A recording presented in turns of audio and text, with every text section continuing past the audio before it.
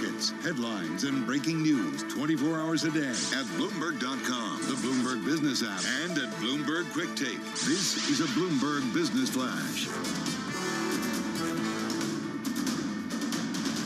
From Bloomberg World Headquarters, I'm Charlie Pellet. Twitter shares now up by 2.75%. Sources telling Bloomberg Elon Musk has pledged to close the acquisition of Twitter by Friday. Word coming in a video conference call with bankers helping to fund the deal. The banks, by the way, providing $13 billion of debt. Again, we've got Twitter up 2.7%. Talking Twitter, gotta mention Tesla. Tesla shares up now by 4.45%. Lots of earnings after the bell today. Among some of the names reporting, we'll be hearing from Alphabet, parent of Google, up by 0.8%. Also closely watched, Microsoft up now by just about 1%. Texas Instruments up by 0.5%. Texas Instruments reporting too after the close of trading. The Dow up 294, earnings front and center up by 0.9%. S&P, looking at that on the GIP screen on the Bloomberg, calling that the best level of the day right now, up 51 points, up 1.4%. NASDAQ up 207, up by 1.9%. Your 10-year yield, 4.09%. The 2-year, 4.45%. Spot gold up $6 the ounce, up 0.4%. And West Texas Intermediate crude oil up 0.8%. 85.26 for a barrel of WTI. I'm Charlie Pellet. That is a Bloomberg Business Flash. All right, Charlie, thank you so much. I want to kind of say our next guest, but I feel like we are the guests in the House of NJIT. But our next guest did begin his tenure as the president of NJIT in July. He's a mechanical engineer by training. We are so delighted to be here at NJIT with Tech Lim. Thank you so much, first of all, for having us back here. Well, Carol, thanks for coming, I just feel like it's Welcome. Just what the work that you guys are doing with students, and your focus obviously on engineering and science, but we're going to talk a lot about sustainability. And it was interesting that here we were talking about someone who has been, you guys are disrupting, you're innovating. Elon Musk, definitely a big disruptor and innovator. You've actually met him. Yes, when I was, this is many, many moons ago, when I was the dean of the College of Engineering and Applied Science in Cincinnati, there's this Hyperloop competition that he was organizing, and our team made it to the final round, so I met him in Los Angeles. And the thing that reminds me about him, okay, he told me, he said that, we are a three-dimensional being, but we travel on two-dimensional surface. That's why we have traffic jam. So he was like trying to figure out how do we do it differently. That's right, yeah. He's a disruptor, definitely. Now, talking about disruption, one of the reasons why I'm attracted to NJIT is the innovation and the entrepreneurship that occurs over here. And I believe this place is probably one of the most innovative, one of the most entrepreneurial minded place in terms of academic institution in America. Do you know why? Well, two reasons, I think. One is the diversity on this campus. The diversity brings the diversity of thoughts, Tim ideas. said walking in, he's like, I don't know that I've ever, or what did you say? I don't want to take the words out. Well, I mean, my college experience was my college experience, and it was not one of diversity. I mean, I went to college in Central Maine, and it was a lot of white kids. Yeah, we call ourselves a minority-majority institution. No one race dominates. Not just the diversity of race, but diversity of demographic thoughts and international diversity. That's one reason why we're innovative and entrepreneurial. The second one, okay, being in the midst of New York metropolitan, how can we not be innovative and diverse? Right. And also entrepreneurial, right? Well, I mean, I can just imagine kind of the level of conversation, right? Or just as you guys are doing in your classes, the level, by having such a diverse student base, it's just a different experience, right? Definitely, yeah. I would say NJIT is one of the top, because of our diversity that feeds into it, one of the top research institutions in this country. And it gives us a lot of opportunity to have further engagement with industry. I always believe that the translation from research to commercializing to industry is part of the initiative that any institution, any polytech institution, especially like NJIT, should embrace in. So, for example, we have two major collaborations. One is the pharmaceutical giant Merck that established the Merck Digital Science Studio, and we believe this studio is going to generate innovative technologies that for drug discovery and development. That's one. Second one, okay, is our partnership with McKinsey. It's called the McKinsey Digital Capability Lab, and it's one of the only McKinsey Digital capability lab that focuses on life sciences. McKinsey have other labs around the world, but this is the only one that focuses on life sciences. So these two examples shows that we are very engaged with industry. That's the one thing I think is really interesting about the involvement of private sector. Yeah, and a lot of it also has to do with the location. And I'm wondering from the perspective of how you've seen things change over the past couple of years. You know, in the height of the pandemic, we saw a lot of colleges go remote. I know you were at the University of Texas, Arlington during that time.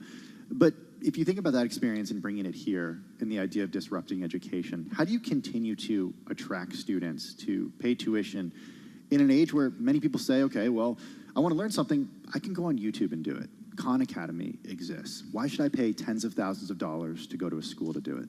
Well, first of all, let's go back to the pandemic. Of course, we do not want to ever wish for a pandemic. Many people suffer for that, but the silver lining behind the pandemic is it's propelled higher ed far out into the future, that faster or earlier than we expected. So higher ed is going through a digital revolution right now. And those institutions that embrace digital revolution, and like we do right now, we have a digital strategy that would incorporate use of technology in teaching, research, service, anything that we do, including engagement with industry. Those who can do that well, okay, will flourish and will do well. Those who don't will be left behind. So that's the change that's going on. The other thing that's changed, okay, is like you say, you know, this is the digital revolution. You can almost learn anything on the internet. Yes and no. Education is actually very holistic, okay? I call it the education of the mind, the heart, and the soul, because it's not just learning something on the internet. It is the engagement, the collaboration with your peers, with faculty, with the industry that matters. And this is one of the reasons why we need to engage externally. We need to collaborate with industry because we need to bring this experiential learning on campus so that our students can learn so much more. Can't be in vacuums, right? That's right. Otherwise, it's not going to be real use knowledge that can be put to work. Just got about 30 seconds left. How do you make sure that you're catching on to the trends that are going to matter in the years to come? And unfortunately, we've only got about 30 seconds. Right, yeah. Well gosh, there's so much to talk about. But one thing I want to focus on, okay, is sustainability. Okay, we on this campus does not just embrace sustainability. We do research in sustainability. We practice sustainability. Right. Do you know that 100% of our energy use on this campus now is through hydropower? No, I didn't know that. And you know, we probably have a lot of strength in terms of our construction project and our energy utilization in making it more sustainable. And we're going to talk more about these conversations. And he's telling us about the energy too, because I'm like, can we kick up the air conditioning? He's like, it's sustainable. It's sustainable, right? Yeah. Can I say one last thing about sustainability? We have to run. We have to run. Okay, all right. This is Bloomberg. Thank you.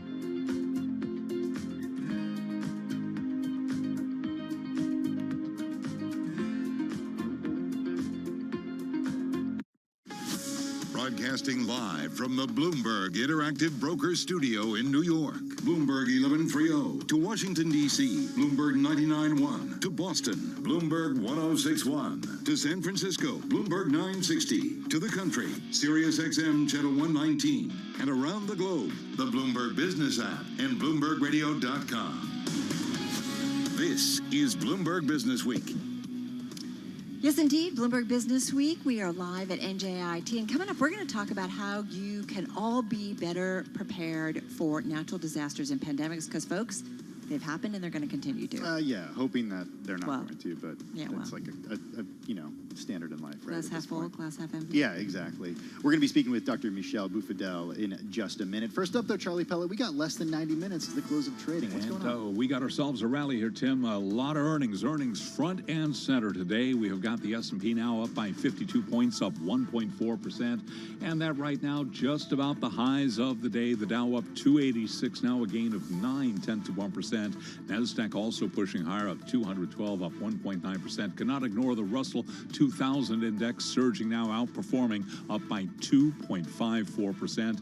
NASDAQ 100 index, full of those big tech names, up 1.8%. Sources tell Bloomberg Elon Musk has pledged to close the acquisition of Twitter by Friday. That word coming in a video conference call with bankers helping fund the deal. The banks are providing $13 billion of debt financing. Right now, we have got Twitter shares rallying 2.8%. Tesla up now by 4.9%. 10-year yield 4.08%. 2-year yield 4.45%. Spot gold up 0.4%. $16.56 the ounce. West Texas Intermediate crude up 0.7%. $85.16 a barrel. Earnings, plenty of them. Microsoft, Texas Instruments, Visa, Alphabet all report after the bell. All part of a busy week for tech in specific and earnings in general. Julie Beal is portfolio manager at Kane, Anderson & Rudnick. So far, earnings have actually been pretty robust. I've been impressed by the level of strength and underlying, opportunities for companies. Guidance hasn't been great. And I think it's important to factor in that, we talk about currency as being, well, I'm going to look at these numbers, the, X currency, right? Because I want to understand the underlying growth rate. But at the end of the day, free cash flow is still in U.S. dollars. And so inflation has an impact as well as currency. Alphabet shares up 0.9%. They report after the bell along with Microsoft. Microsoft up now by 1%. Texas Instruments up 0.4%. Apple shares, which reports later in the week, up 1.7%. Amazon up now by 0.5%. I'm Charlie Pellet. That is a Bloomberg Business Flash. All right, Charlie Pellet, thank you so much. Carol Masser, Tim Stanovic, live here on Bloomberg Business Week. We are live at NJIT. Our next guest helped provide solutions on the remediation of the Exxon Valdez oil spill. That was some 11 million gallons of oil into Prince William Sound. That was back in '89. That was the worst oil spill in U.S. waters until Deepwater Horizon. That was in 2010. Our next guest worked on solutions for that one as well. And he's with us here at New Jersey Institute of Technology. We've got Dr. Michelle Bufadel, Professor of Environmental Engineering and Director of the Center for Natural Resources at NJIT. Good to have you with us, Professor. Really appreciate you taking the time this afternoon. Take us back to that time, 1989 and then 2010, and how you helped clean those oil spills up. Yeah, for the Exxon Valdez oil spill, actually, we got involved in the second phase of remediation. In 2006, there was a reopener between the Department of Justice and the ExxonMobil company, and the government was asking for more money. They call it due to unforeseen damages. So we went in there, and there was like about 100 tons of oil remaining in the beaches. So we got there, and then we investigated. Why is it that the oil persisted? It was everything in the 90s assumed that, the oil would disappear by that time. And we found that the oil is trapped like between two layers in the beaches. And we proposed a solution that we implemented, which is called bioremediation, which consists of enhancing the growth of microorganisms in the beach, and then they can eat up the oil. So that was, our proposed solution. There are other solutions, or one could consider, but we thought that that's more natural. But I would say any solution for dealing with an environmental damage there's always some disruption. So, if you ask me, like, is it always to do bioremediation? No. I would say, yeah, Oh. you cannot tell every time. Sometimes, you want to weigh in the disruption. Some beaches, I think it's ideal. Other beaches, maybe, you want to consider other options. Dr. Boufadel, what I want to ask you is that every time something happens, whether it's deep water, whether it's Valdez, whether it's a pandemic, when we do something to our environment, we lose something. Even if you can fix the situation, right, and get it maybe, do we ever go right back to where we were, or no, we've lost something? Oh, I think that's a philosophical question. Yes. You're a scientist, though, but do we, Yes, when we no, impact I the know. environment, is the environment so sturdy and durable that it comes back? For example, let's talk about Deepwater Horizon. There's no doubt that some aspects, some areas, they will never recover. Some wetlands, some coral reefs, they will not recover. But again, you want to weigh it at the larger scale. Mm-hmm. I think to a large degree, for what humans want from maybe the Gulf of Mexico, I think they are getting now. There are damages still to the ecosystem, but in terms of the fishing industry, it returned and it's thriving. So, but again, this was a horrendous spill, and of course, 11 people died. So it is, it caused a lot of damage to the environment. One thing that we've learned over the last year is that the world is a lot more reliant on oil than I think a lot of people understood. And we're a lot earlier in the transition away from natural resources than we were, than I think a lot of people thought. How do you think about the balance between, needing to power the earth, but also at the same time needing to prevent climate change from accelerating? I think it's really, we are in a tough spot because if we assume we want to go to renewable energy, let's say solar, well, we need then to obtain lithium. And then with that, you have, mountaintop excavation and all kind of issues. We have other problems here in the US, which is that, let's say if we decided to switch to electrical, okay, just to charge the cars, the grid, cannot handle it. So you need a lot of money invested. I think one of the solutions would be maybe mobile storage. With climate change also, the other challenge that we have is that there's excess heat, especially in cities. And, in many inner cities, you have underserved communities, minorities, and, and people die, it's to do the excessive heat. Now, you could say, okay, we can provide, air condition, but still, the grid might not handle it. So we need to have solutions that are, as I give an example of mobile storage, for example, you bring a big battery to an environment, a neighborhood, and then That needs it, and then move it around. yes, and move it around, and then charge it when it is off peak, and then keep doing that. Following a disaster also. Instead of It's like a mobile infrastructure rather, right, than a permanent infrastructure. Thank you. We've just scratched the surface, but promise me you'll come back, I'm glad to. right? Because we would love We're to going to do. get 2 more minutes with them in just a minute. Oh, are we? Oh, we are. That's right. Don't go anywhere. Okay. Let's get to world and national news. Nancy Lyons is standing by in D.C. Hey, Nance. Thanks, Tim. President Biden says time is of the essence when it comes to receiving a free COVID-19 booster. He's advising all Americans to receive the newly designed shot before the holidays. New variants have emerged here in the U.S. and around the world. We've seen cases of hospitalizations rise in Europe in recent weeks, and the weather is getting colder. People will spend more time indoors, and contagious viruses like COVID are going to spread considerably more easily. Biden followed up his pitch for boosters by receiving his own shot on camera.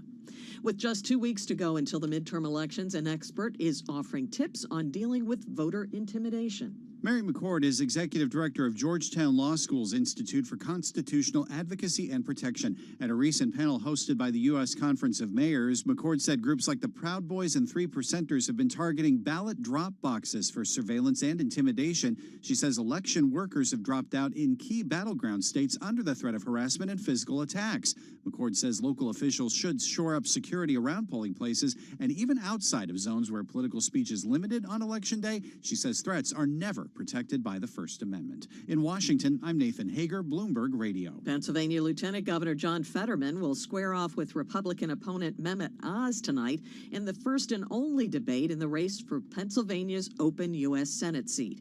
Fetterman has faced repeated questions about his health since suffering a stroke earlier this year. He'll be using closed captioning software to communicate tonight. Global news 24 hours a day on air and on Bloomberg Quick Take, powered by more than 2,700 journalists and analysts in more than 120 countries.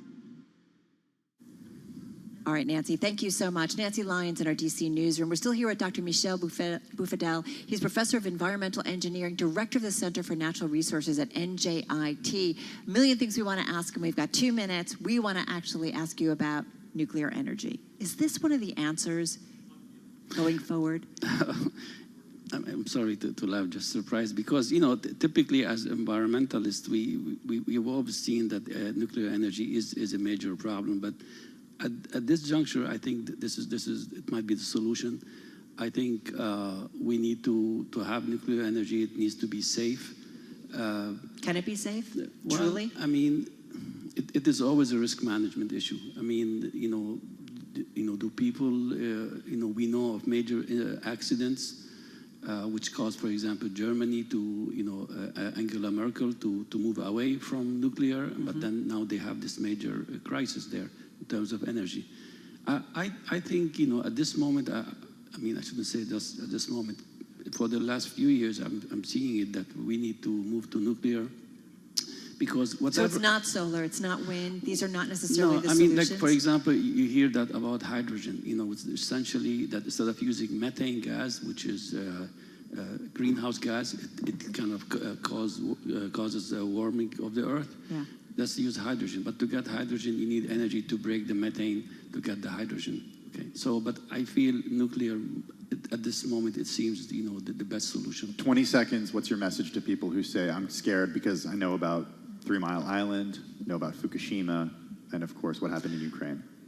I mean, I think really the main message is that where we're going to be in the next 50 years.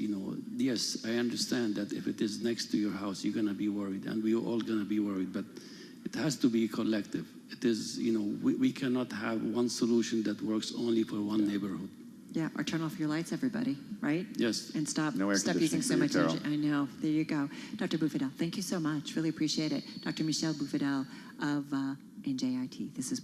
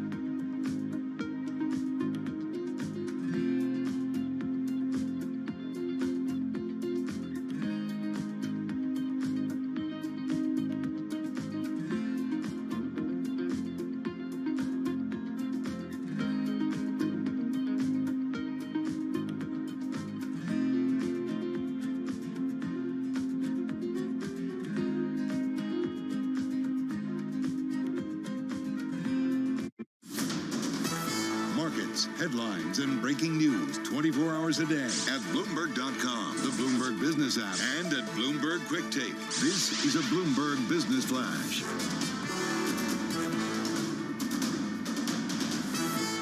From Bloomberg World Headquarters, I'm Charlie Pellet. Sources tell Bloomberg Elon Musk has pledged to close the acquisition of Twitter by Friday. Word coming in a conference call with bankers helping fund the deal. Twitter up 2.7%, Tesla now up by 4.9%. Stocks higher across the board as traders assess a slew of corporate earnings. They're also weighing risks to economic growth from the Fed raising rates to combat inflation. The 10-year yield 4.10%, the 2-year 4.47%. S&P up 48, up 1.3%. The Dow up 254, up 0.8%. Nasdaq up 205, up by 1.9%. Spot gold up 0.3%, 16.54 the ounce. And West Texas Intermediate crude up 0.5%, 84.97 a barrel. Lots of earnings after the bell. Among some of the names scheduled to report will be Alphabet, parent of Google, Microsoft, and Texas Instruments. Russell 2000 index rallying along with the rest of the market, in fact, outperforming, up now by 2.5%. I'm Charlie Pellet. That is a Bloomberg Business Flash. All right, Charlie, thank you so much. Carol Masser, along with Tim Stanovic, live here at NJIT on Bloomberg Business Week. Well, this week, a very unique issue of Bloomberg Business Week. The entire issue devoted to something that could upend in a big way how we transact in so many ways. Easily the most talked about, talked up, talked down topic when it comes to financial disruption. And it's something that already has a few boom and bust cycles. One of a bust right now. We're talking about crypto, of course. It's all in the new issue of Bloomberg Business Week. It's already online and on the Bloomberg terminal. The cover of the issue, the crypto story, your guide to where it came from, what it all means, and why it still matters. With more, we've got Pat Regnier, Bloomberg Business Week Markets and Finance editor. He edited the piece. Also, the editor of Bloomberg Business Week, Joel Weber. They're both back in our Bloomberg Interactive Broker studio in New York. Joel, this is only the second time that Bloomberg Business Week has ever devoted an entire issue to one topic, one story written by one author. Why Matt Levine and why crypto? That's a great question. The first one that you're referring to there was What is Code by Paul Ford. That was before I was actually editor 7 years ago. And it was a feat. And it's always just stuck with me as like a Herculean effort to have one author go cover to cover. But you can't do it every year on any given topic.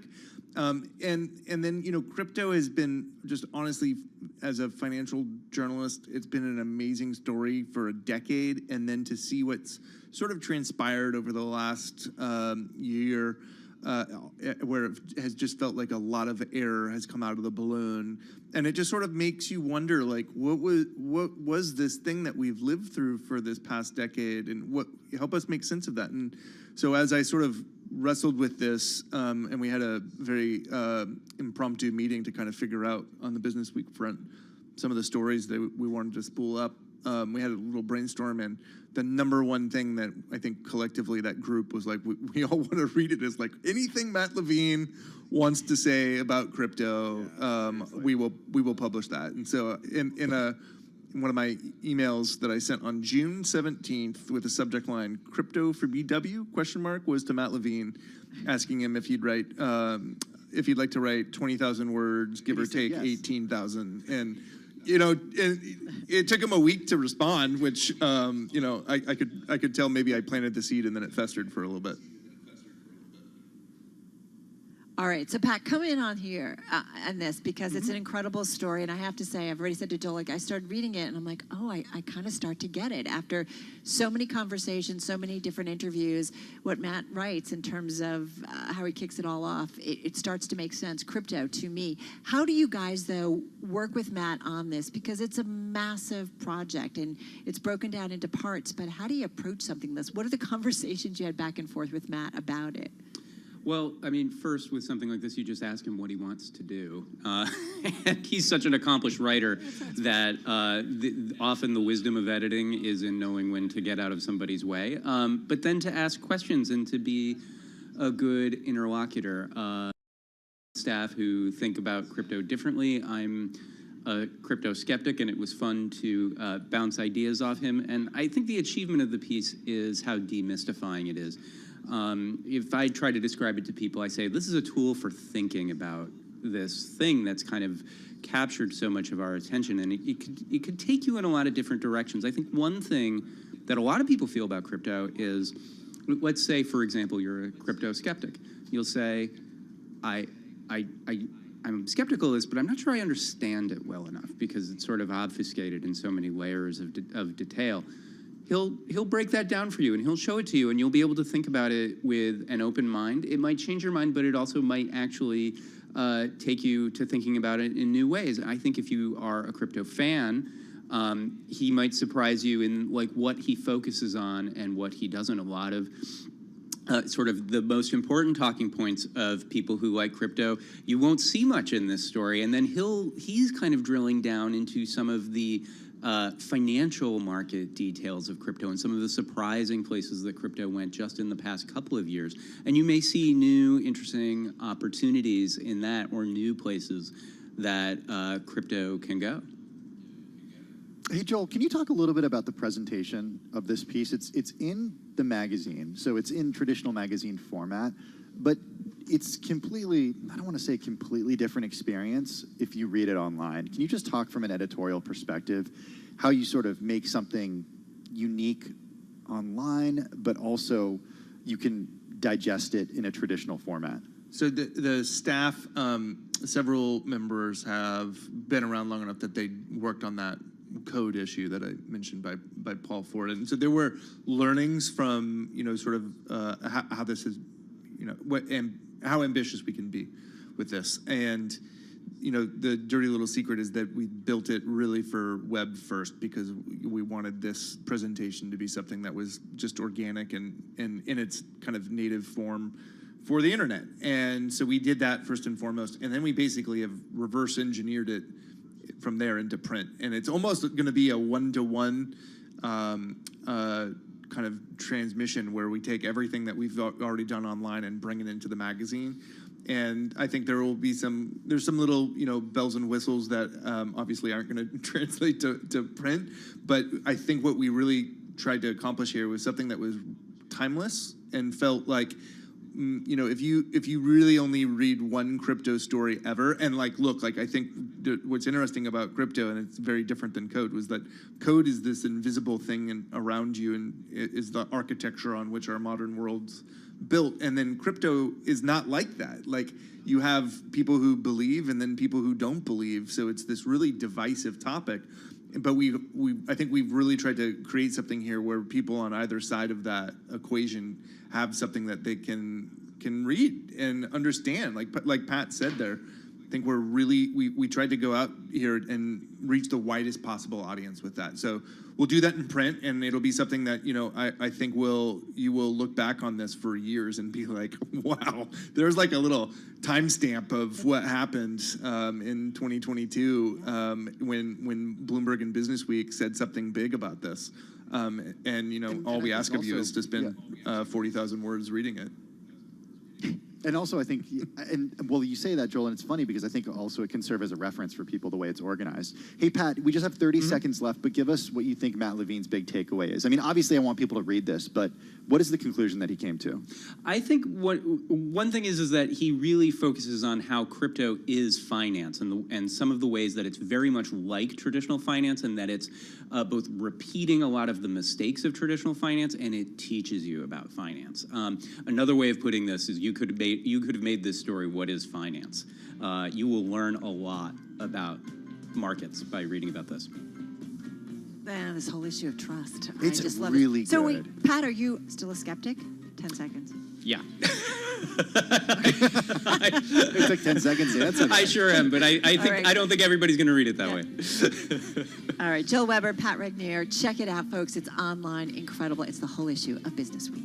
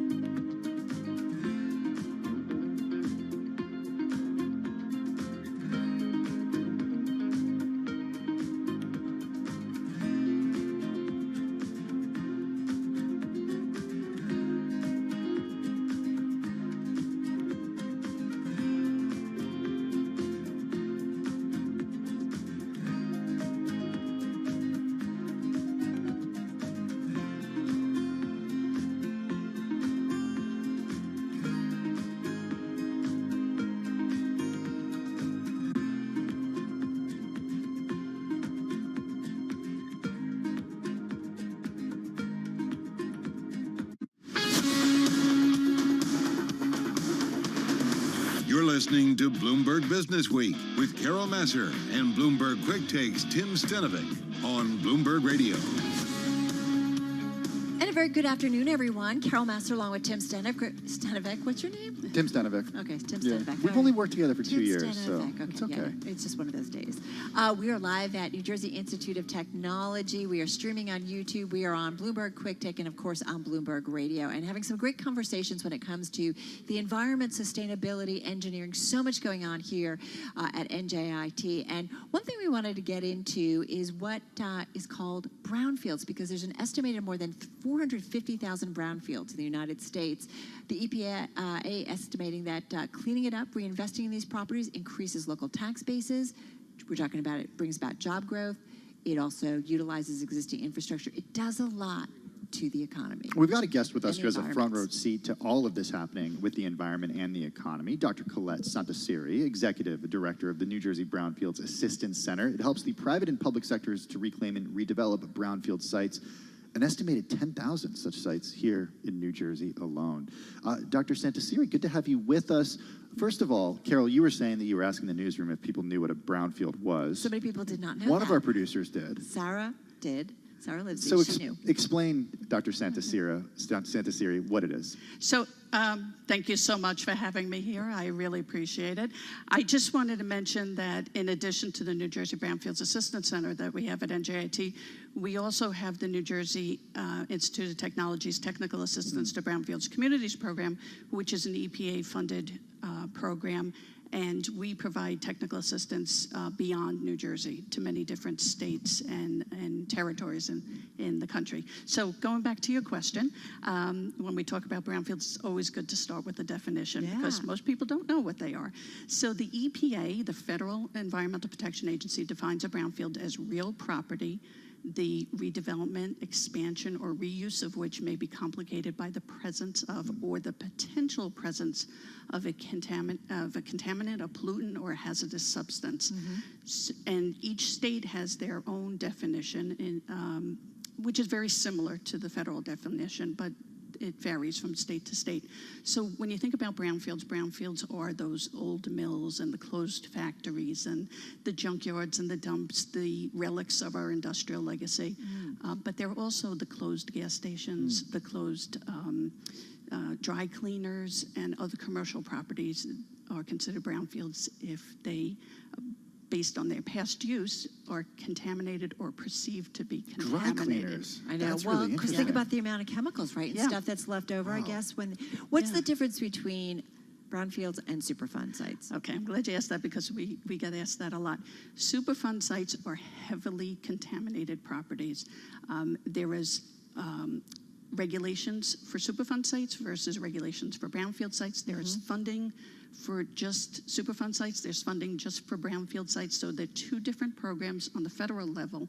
But as far as the sites go, Superfund sites are heavily contaminated. A lot of them present immediate or I guess it could impact the community As they sit, as they exist, sit. Yeah, but with brownfields, it's really important to say that not all brownfields are contaminated. So you might have a closed auto repair facility.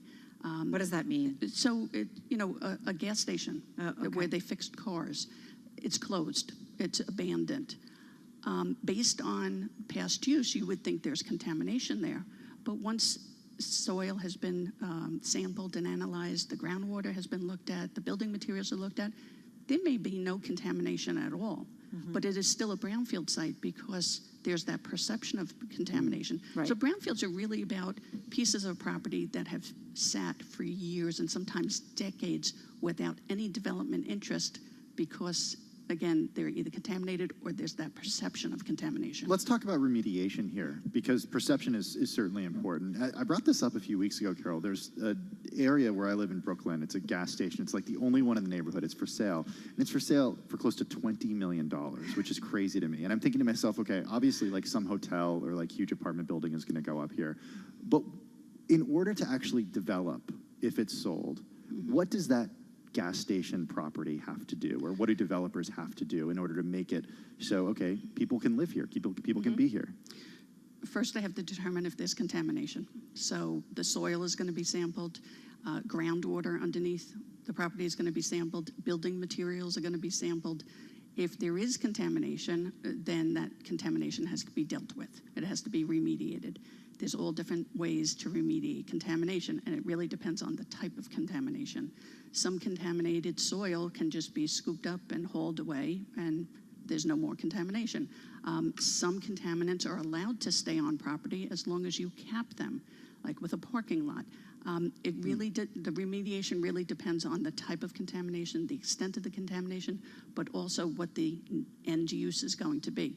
So the standards for cleaning up a site are much higher if residential use is going to be But there. if they're going to build another gas station there, then it kind of doesn't matter. Well, the contamination still has to be remediated, but it might not be to the levels of cleanup as if you were putting a house there. That's what I was going to say. If you're putting a school for kids or something, or a Right. nursery or a Right. hospital or a right? Like Yep. there's different degrees. Yeah, and it really depends on the state you're in and the state regulations.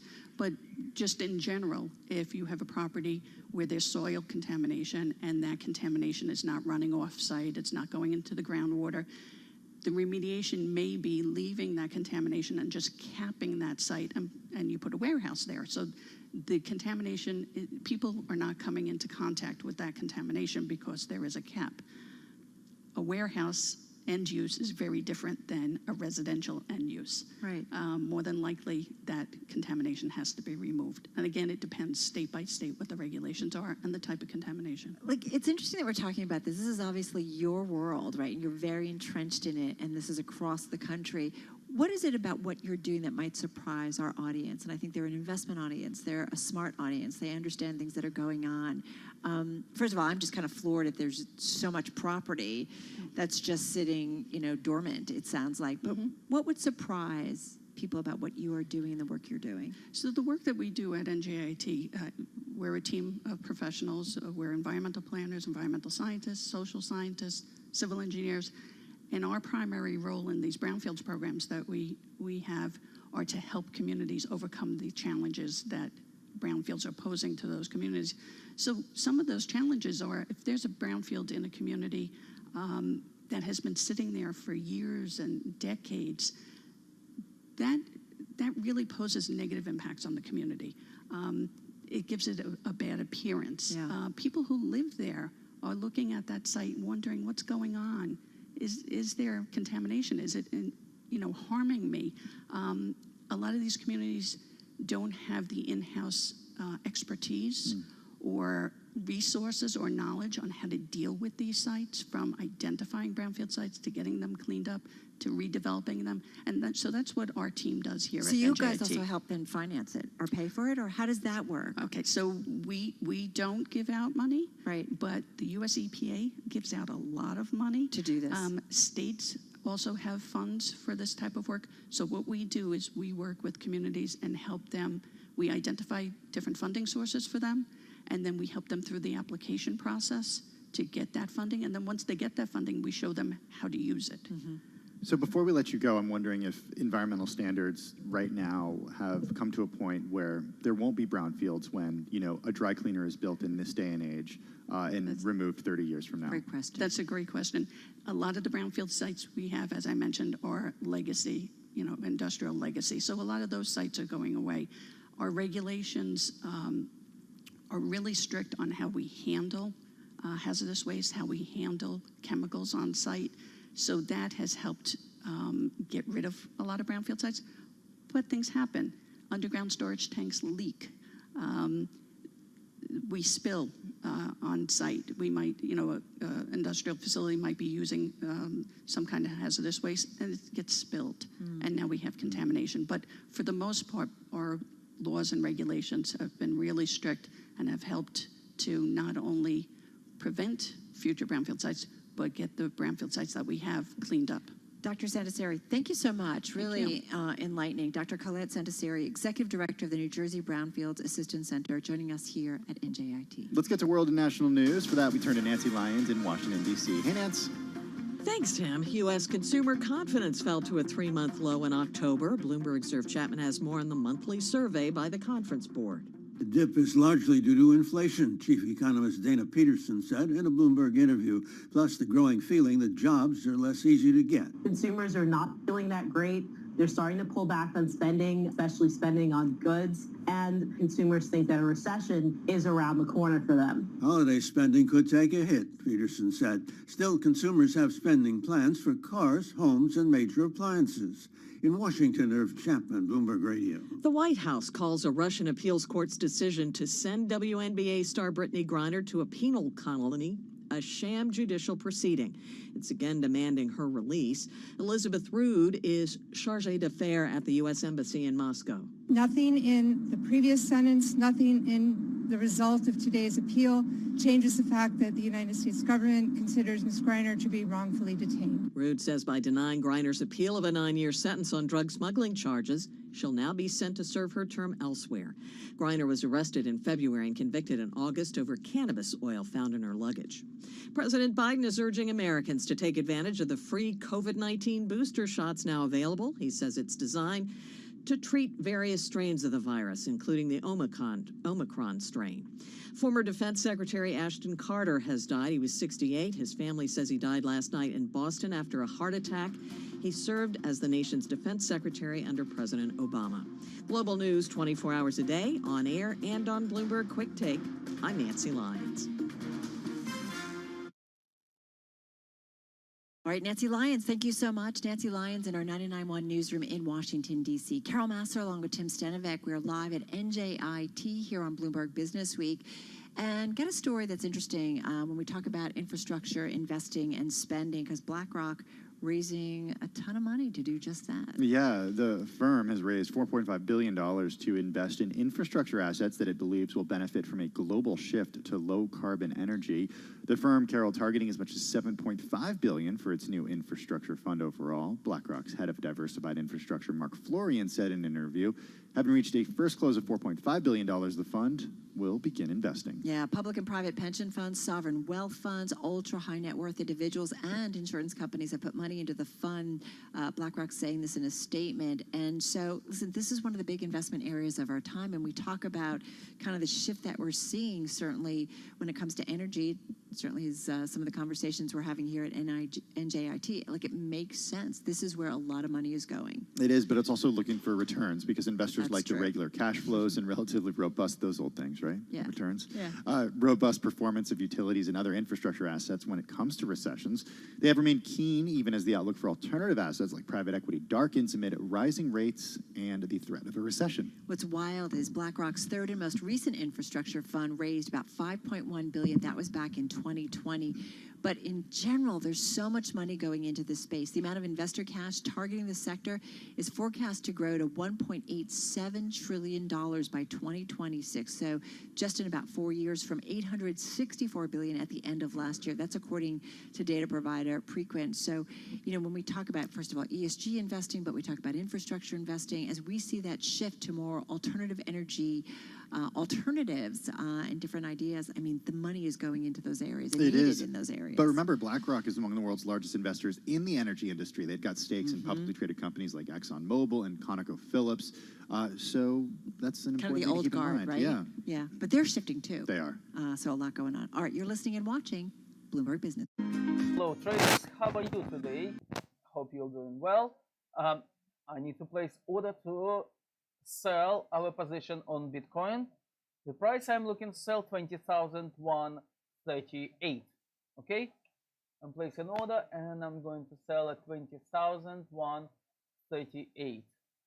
Okay, if you copied my trade, please place your stop loss at 20,138 and wait what's going to happen next with this position. Maybe we'll put on a higher level. At this moment, we have 1%.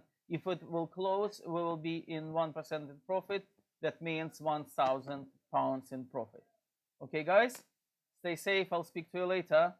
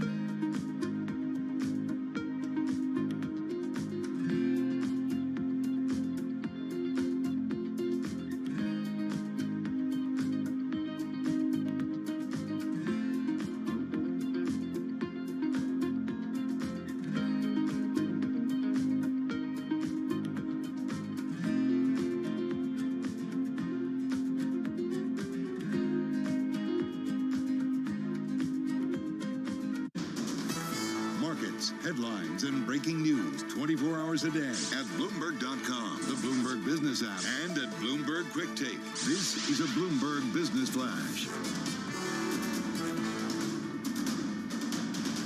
From Bloomberg World Headquarters, I'm Charlie Pellet. We are trading very close to session highs for the Dow, the S&P, NASDAQ earnings front and center. Plenty going on. Let's head right over to the First Word breaking news desk for today's afternoon call. Here he is, Bill Maloney. And good afternoon, Charlie. Stocks with the bid from the start today amid the drop in yields. The Dow's currently up 293 points. S&P's gained 55, and NASDAQ is higher by 2.1%. The U.S. 10-yield dropped to 4.1%. Gold is up 3. Oil is trading in the green. And Bitcoin is surging higher by 4.8%.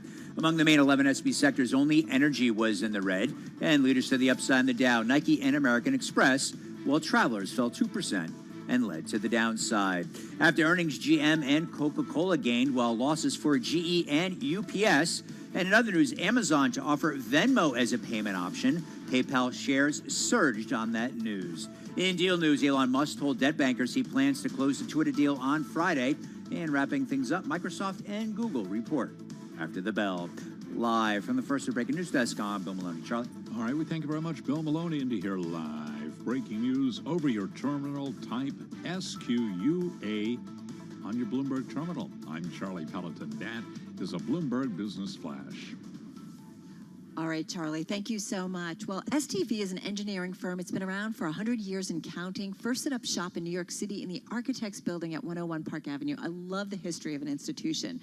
Well, more than 100 years later, it's now working all over the globe. Aviation, ports, energy, education, healthcare, military, residential, retail, hospitality. I haven't even touched. Was there anything missing from that? It's just There like, is more. There is more. Did you say rail?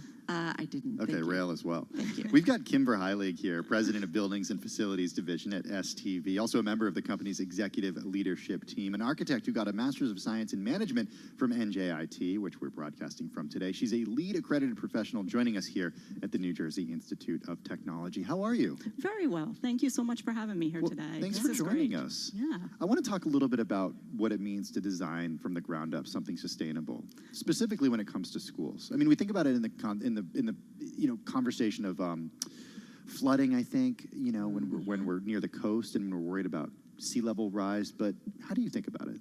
Yeah, you're exactly right. Every school we design, we really have to think about the geography that it's located in and how that's going to impact how we design. I have to say that building new schools is something that we don't often get to do because there's so much existing building stock that we have to work with. And that's one of the challenges is, if you have an existing building, how do you start working sustainability into that, right? Because you can't take the walls down, right? Right. You have to think about, can I use solar to maybe offset some of the energy costs? Well, what's so interesting, there's the school in my neighborhood is, my friend used to teach there, and it was actually designed in the wake of the last pandemic. So it has extra big windows for ventilation, which is, wow. so if you think about 100 years last ago. pandemic 100 years ago. 100 years ago, That's yeah. crazy. Yeah, so I mean, what is, so fast forward to, 100 years later, Yeah. what do you prioritize in design? Well, it's funny you say that because daylighting is one of the most important things as you think about a school. And yes, that goes into the sustainability narrative with how do you bring down electric costs, right, and lighting. But the truth is that educational student achievement is really tied to daylighting. So the more daylighting that students receive, the higher their reading and their math scores are. So it's just not about sustainable design Is for the environment. daylighting exactly what it sounds like? Just windows that Windows, more light, letting right? light in, right? Let there be light. Right, and it's that connection to nature too, right? I mean, even the mental health aspects, which we see not just in schools, but even as we think about office buildings and how now they're being thought about. It's just not about enclosing someone in an office. Well, right? I think about this incredible space that we're in right now Yes. at NJIT. We are very lucky when I go back to the Bloomberg headquarters, and it's this wonderful, well-lit, windows everywhere, open space. When it comes to schools, like what else is evolving in terms of how we teach kids? You talk about light. I get that. That is so Yes. important. What else? Well, it's also flexible learning spaces, right? Our kids are no longer sitting in desks and rows because that's not what they're doing at home, right? They're so interactive with their iPads and their tablets and multimedia. And we really see that the educational facilities that produce the best students now are ones that allow that adaptive learning, right? Small group instruction, large group instruction, the ability to work around, and also the STEM learning, right? So we've done aerospace classrooms, we've done culinary labs. What's an aerospace classroom? Right, where you get to think about how you're designing airplanes, right? How is the wing of the airplane designed? Are we building it and then are we testing it to see, you know, how all those things we're now doing at the high school level, which is so interesting, and it really propels students to figure out where they want to be and how they want to grow into their careers. So cool. What's the number one challenge when you think about climate change in terms of building design? Probably budget, right? Oh, really? Yeah. Well, most of our clients are aware of the implications, right? Everyone wants to do the right thing, right? But let's face it, to build something is costly, right? And often the agencies don't have the money they need, the funds they need.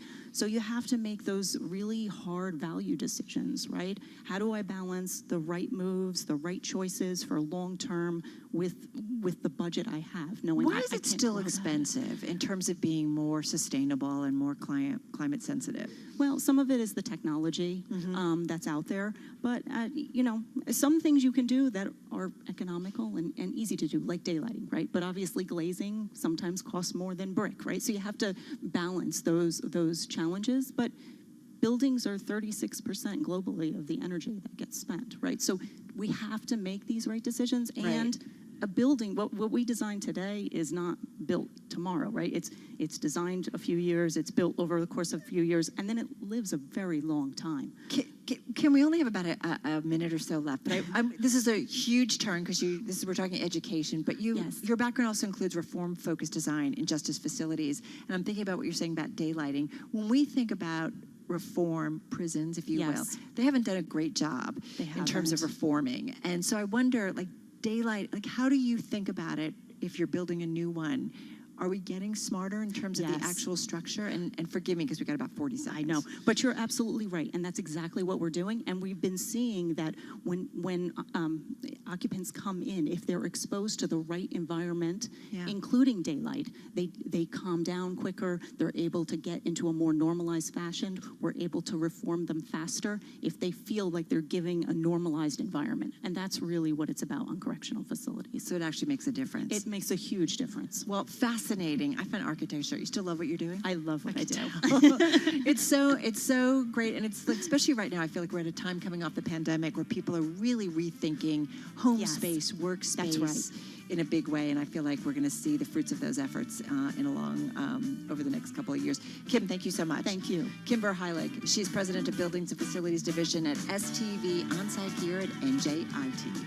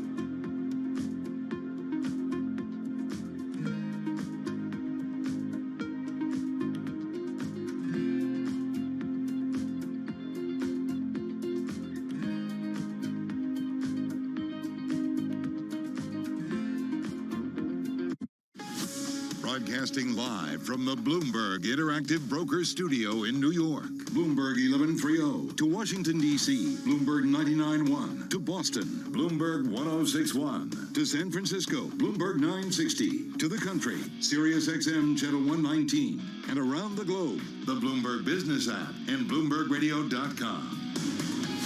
This is Bloomberg Business Week.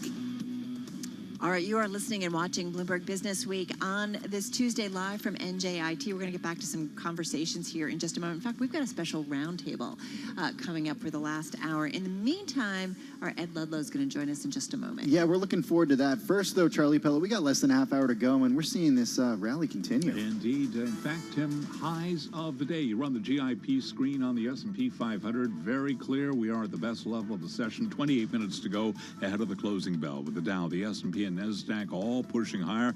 S&P up another 63 at 3860, a gain of 1.7%. Year to date, however, the S&P is down 18.9%. The Dow right now up 367 points, up 1.2%. NASDAQ up 252. That is a gain of 2.3%. 10-year yield 4.08%. The 2-year yield 4.46%. Spot gold up 0.3%, 16.53 the ounce. And West Texas Intermediate crude up 0.5%, 85.02 a barrel. Sources tell Bloomberg Elon Musk has pledged to close the acquisition of Twitter by Friday. This in a video conference call with bankers who are helping fund the deal. We've got Twitter up 2.7% right now, and Tesla shares are advancing by 5.4%. This morning, lots of earnings. Among them, General Motors, GM beat Wall Street's consensus third quarter profit estimate on record revenue. It also affirmed its guidance for the year thanks to strong sales of its luxury Cadillac SUVs and largest trucks, an indicator that rising rates have not yet hurt its business. CEO Mary Barra spoke about the quarter this morning with Bloomberg Radio. We're seeing still very strong demand for our products. We're seeing strong average transaction pricing that we continue to be able to build on. And so, we are starting to see inventory build just a little bit, but well below levels that were in the past. So overall, we're still seeing a very strong consumer for our products. And, we're watching carefully all the different signs, but right now, it's still very strong. Indeed, auto stocks higher across the board. GM after earnings up 4.8%, Ford up 3.2%, and Stellantis up now by 0.6%. Recapping, S&P up 63, a gain of 1.7%. I'm Charlie Pellet. That is a Bloomberg Business Flash. All right, Charlie, thank you so much. Carol Massar along with Tim Stenovic live here on Bloomberg Business Week, live on YouTube, on Bloomberg Radio, streaming on Bloomberg Quick Take. And, of course, Charlie, talking about the markets pretty much at our highs. And this is ahead of Microsoft, which will report earnings, Google, that'll report earnings. And those stocks are also trending higher in the trade. We also heard from Charlie just now that shares of Tesla are higher. Perfect segue for us to talk all about EVs. It's time for another edition of Bloomberg Plugged In. It's your weekly look at EVs brought to you by Audi. Don't let someone else drive off in the Audi model you've always wanted. Visit your local tri-state Audi dealer to get behind the wheel of yours today, or visit AudiOffers.com for more information. Well, as you said, this story is perfect timing. A story that taps into the sustainable space, which we've been talking about big time here at NJIT, EVs to be exact, and how some foreign automakers are not so happy with the U.S.'s new EV tax law. So let's get to it with our Bloomberg West Coast correspondent. Ed Ludlow is with us in our Bloomberg 960 studio in San Francisco. So, hey, Ed, good to have you here. So what's going on? Let me paint a picture for you guys. You're out there in the real world. You're sitting down with your family and you say, you know what, it's time to buy an EV. So you do some research, you decide on the model you want. Maybe it's a brand you've always had a gas version of, and you walk into the dealership and you say, I'm going to buy that EV, please. But the dealer says, good, here's how much it will cost. And you say, oh, but I thought it was eligible for a $7,500 federal tax credit. And the dealer says, no, I'm sorry, this vehicle was manufactured in the European Union or in South Korea. And that's what we're talking about here. Janet Yellen, the Treasury Secretary, is kind of giving us some pretty clear signals about how this administration thinks about this. We have some rules around where the tax credit's eligible, but we know, because she's told us, that a lot of non-US auto manufacturers are pretty worried about it, and they want this rule extended so that their vehicles built outside of the United States can get a slice of the action. So what do we mean by vehicles built out of the United States, Ed? Because a lot of vehicles that are, end up being finally assembled here in the U.S., parts cross the border many different times between the U.S. and Mexico, for example. So what qualifies as something being built in the U.S.? Yeah, so the rules that were added to what is essentially a landmark climate bill and are now codified make a vehicle eligible for a $7,500 consumer tax credit if the vehicle is assembled in North America, actually, forgive me, in the first instance. The IRA, North America qualifies as being US, Canada, and Mexico. From next year, they'll go a step further. So that vehicle has to have components that are made within North America, but specifically not made in countries like China. And further down the line, the rules get even tougher where, take, for example, the battery pack or the battery cells. The US is going to go a step further and say that this battery pack cannot contain any metals or minerals that were mined and processed in countries like China. So really, guys, this is about that word onshoring. It's about making the United States not just competitive in the sense that they want to drive EV adoption amongst consumers, but they also want the manufacturing base for those EVs here too. How different, though, is it than another country providing subsidies to a nascent industry or developing industry? Is it just our version of that, basically? Yeah, it's our version of that. And I think what's really interesting here is that the vast majority of the EVs that are on US roads today, and again, from a sales penetration standpoint, EVs are still in the single digits, right, in terms of the number of new vehicles sold that are battery electric at least. But the majority of those vehicles are already manufactured here in the United States, even if they are non-US manufacturers or non-North American manufacturers. But that can't always be that way, right? In fact, in Europe and in markets like China, there are many more players offering many more models than we currently have here in the United States. And I think a big discussion point around the inflection curve of accelerating the EV transition is to give consumers greater choice. Now, in order to do that, you have to be realistic about where those can be built, and many of them will have to be built outside of the US. But that will make them less attractive to the consumer if they're not eligible for that big tax credit. Because let's be honest, to every median household, $7,500 is a lot of money. It is. And when does that tax credit completely expire, though? At what point does the U.S. government stop providing an incentive for this? Just in the last 40 seconds that we have with you. Yeah, so so right now it's capped at 200,000 vehicles per manufacturer through this year. We basically start again in 2023, but then those tighter conditions that we just talked about come in to be eligible for the tax credit. Yeah, it's interesting, especially as mandates are increasing in states and really across the country, right, in terms of the amount of EVs that need to be out there. You wonder how this plays out. My dad's new Ford Mach-E is stuck in, like, Nebraska or something, Still? waiting for... A battery? Yeah, no, it's waiting to be just transported to California. Seriously, it's just sitting there waiting for the train. He's been waiting for a long time. Yeah, like a year. It's unbelievable. Hey, Ed Ledlow. What am I going to talk about when he gets it? I don't know. I don't know. Bloomberg West Coast correspondent Ed Ledlow there in our Bloomberg 960 studio in San Francisco. Thank you, Ed. Let's go to World and National News 99.1 studio in Washington, D.C. Hey, Nance. Thanks, Tim. President Biden says U.S. efforts to secure the release of WNBA star Brittany Griner are ongoing, but have not swayed the Kremlin. So far, we've not been meeting with much positive response, but we're not stopping. Biden spoke after a Russian appeals court rejected Griner's latest appeal of a 9-year drug smuggling sentence. House progressives are taking back their letter to President Biden, urging him to negotiate with Russia to end the war with Ukraine.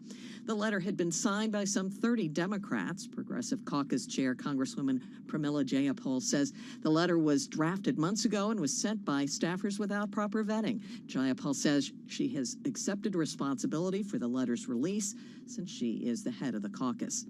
It's one of the most anticipated debates of the midterm election campaign. Tonight in Pennsylvania, Republican senatorial candidate Mehmet Oz squares off against Democrat John Fetterman, the state's lieutenant governor. Fetterman's recovery from a stroke in May will be in focus. He'll use a closed captioning device tonight because he has problems processing spoken words. Rishi Sunak is officially Britain's new prime minister, vowing to fix the mistakes of his predecessor, Liz Truss. I will unite our country, not with words, but with action. Sunak takes over after accepting King Charles's invitation to form a government in his name. The new prime minister is now working on setting out a top ministerial team that he wants to tackle what he calls the profound economic crisis facing the UK. Global news 24 hours a day, on air and on Bloomberg Quick Take, powered by more than 2,700 journalists and analysts in more than 120 countries. All right, Nance, thank you so much. Carol Master along with Tim Stanovic live on Bloomberg Business Week. We are live at NJIT. We are streaming on Bloomberg Quick Take and on YouTube.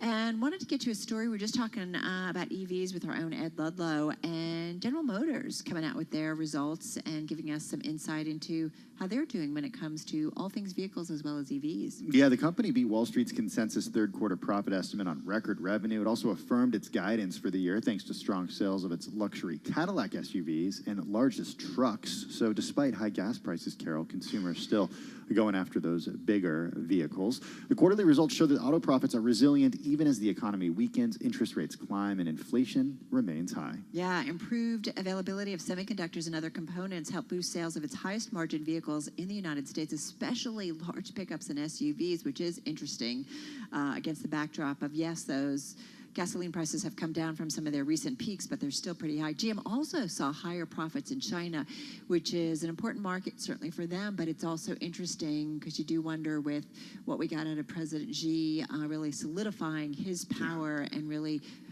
stressing politics and the party over all else. You do wonder about the future when it comes to Chinese growth and as a market. Although Andy Brown saying that they're going to not look to tank their economy, so you would think that they would still continue to open up to multinationals. Well, to that end, GM did say it made $330 million from its Chinese operations. That's up 22% from the same period a year ago, even though shutdowns related to the COVID-19 pandemic have continued to weigh on the local economy. Cruise self-driving, interesting. Yeah. It lost $497 million in the most recent quarter. It has lost a total of $1.4 billion so far this year. Right. And if you think about some of the conversations, right, we continue to debate. Was it a recent Business Week story? Yeah, that cover talked story. about- $100 billion of investment into self-driving, and we don't have much to show for it. We've had so many conversations about that this is the way forward, and yet, right, not much to show for it at this point. All right, you're listening and watching Bloomberg Business Week. Carol Master, Tim Stanovic, live at NJIT. Our conversations continue in just a moment, right here on Bloomberg.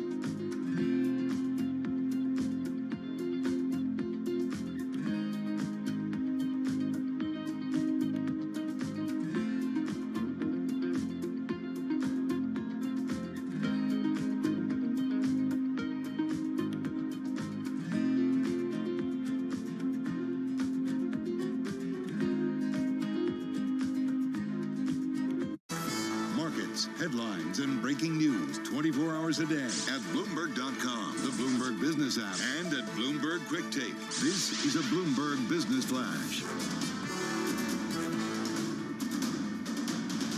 From Bloomberg World headquarters, I'm Charlie Pellet. 13 minutes to go ahead of the closing bell. 13 minutes to go until we get a fire hose of earnings. Companies that will include Apple, Microsoft, Texas Instruments, Visa, Chipotle Mexican Grill, among many, many others. Stocks are higher right now. In fact, we are trading at the best level of the day on the S&P 500 index. Traders are assessing a slew of corporate earnings. They're also weighing risks to economic growth from the Federal Reserve, raising rates to combat inflation. Let's begin with the 10-year. The yield right now, 4.08%. We've got the 2-year yielding 4.47%. The Dow, the S&P, and NASDAQ all rallying. S&P up 61. Again, to be clear, best level of the day right now, up 1.62%. The Dow's up 337 points, up 1.1%. NASDAQ up 243, up by 2.2%. The Russell 2000 index of small cap shares rallying now, up by 2.83%. Spot gold up $4 the ounce to $16.53, up 0.2%. And West Texas Intermediate crude up 0.5%, $85.03 a barrel. Again, recapping, stocks are higher. The 10-year 4.08%, S&P 1.66% higher. I'm Charlie Pelleton. That is a Bloomberg Business Flash. I'm driving in my car. I turn on the radio. How about you let me drive? Oh, no. Who's gonna drive you home? Honey, please, I'll do the driving. Drive on. Excuse me, I want to drive. It's the question that drives us. This is the Drive to the Close. That funky music will drive us till the dawn. On Bloomberg Radio. All right, everybody, just about 10 minutes left in today's trading session, and we are hovering near our best levels of the session. You heard Charlie breaking it down. Really some outperformance when it comes to the tech trade. The NASDAQ in particular up more than 2.2%. We're going to hear from some big tech earnings after the close. I'm thinking about Alphabet. I'm thinking about Microsoft. We've got Texas Instruments. So curious what our next guest has to say. Chipotle, Can't forget about Chipotle. A lot to come. Let's get to Roger Mortimer. He's portfolio manager at Crane Shares. He joins us this afternoon on the phone from San Francisco. Roger, a question that I've been asking Carol pretty much every break today was, so is the bottom, man? Because we've seen quite a rally from our lows over the last week. Well, it's been a pretty good day today, that's for sure. You know, we're all kind of sitting in a circle looking at each other, right? There's a feedback loop between the Fed's actions and the market effect. And we're a quarter of the way through earnings season, and earnings generally so far have gone pretty well. About half of companies have beat. And really the Fed is trying to gauge its actions and its words, you know, to see kind of when the market has started to price that in. And, you know, today the market's feeling okay about it. You know, one thing I wanted to ask you, we're here live at New Jersey Institute of Technology. We're in front of an audience. Folks are listening, a lot of students here, and we've been talking about sustainability. We've been talking about climate. This is something that you think about, and that's such, you know, really the core of what you're doing at Crane Shares. And we just talked about, was it Blackstone? Yeah. Not Blackstone, BlackRock. You know, just doing another infrastructure fund and infrastructure fund. More than $7 billion, 4.5 of which has already been raised. Right, and thinking about kind of alternative energy and different things. So how do you see it? What do you think are the smart investment plays? Where is money flowing in at this point? Well, Carol, I think your audience is sitting in exactly the right place. You know, that the energy transition is going to be all about using existing resources more efficiently, and that means digitization, that means control systems that leverage things and enable you to get the maximum out of your existing installed infrastructure. You know, I read somewhere earlier today that the United States is going to need more than 1 million new electricians by 2030. But it's very clear that digital skills and use of data are going to be extremely important in managing energy infrastructure in the future. And, you know, just yesterday, Schlumberger rebranded itself as a technology company and talked about the substantial growth that they see looking forward in these energy transition areas. So it's going to be a convergence of technology and energy. And, you know, I think that's going to be one of the biggest job creation areas of the next 25 years. This is going to be the place that everybody wants to work.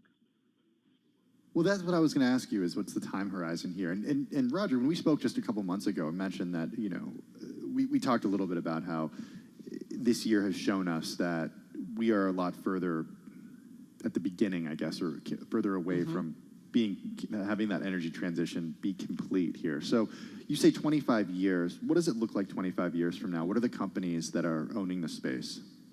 Well, I think one thing I'd like to say, Tim, is that these are big industries, right? And so you don't need to make much of an inroad into a big industry to build a very, very large business and create a lot of value.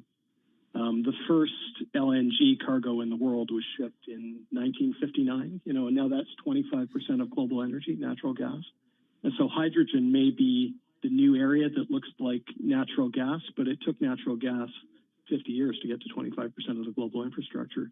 But the magnitude of these opportunities are very, very large, right? If people tend to think of Tesla as a company that is an electrification play, and if you look at the amount of global emissions that Tesla would be displacing by its existing size, it's almost too small to measure.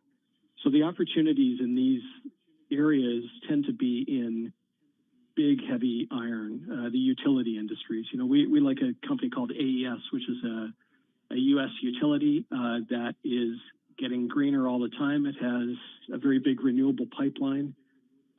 Its pipeline's about, by pipeline, I mean its development portfolio is about 3 times the size of the New Jersey grid.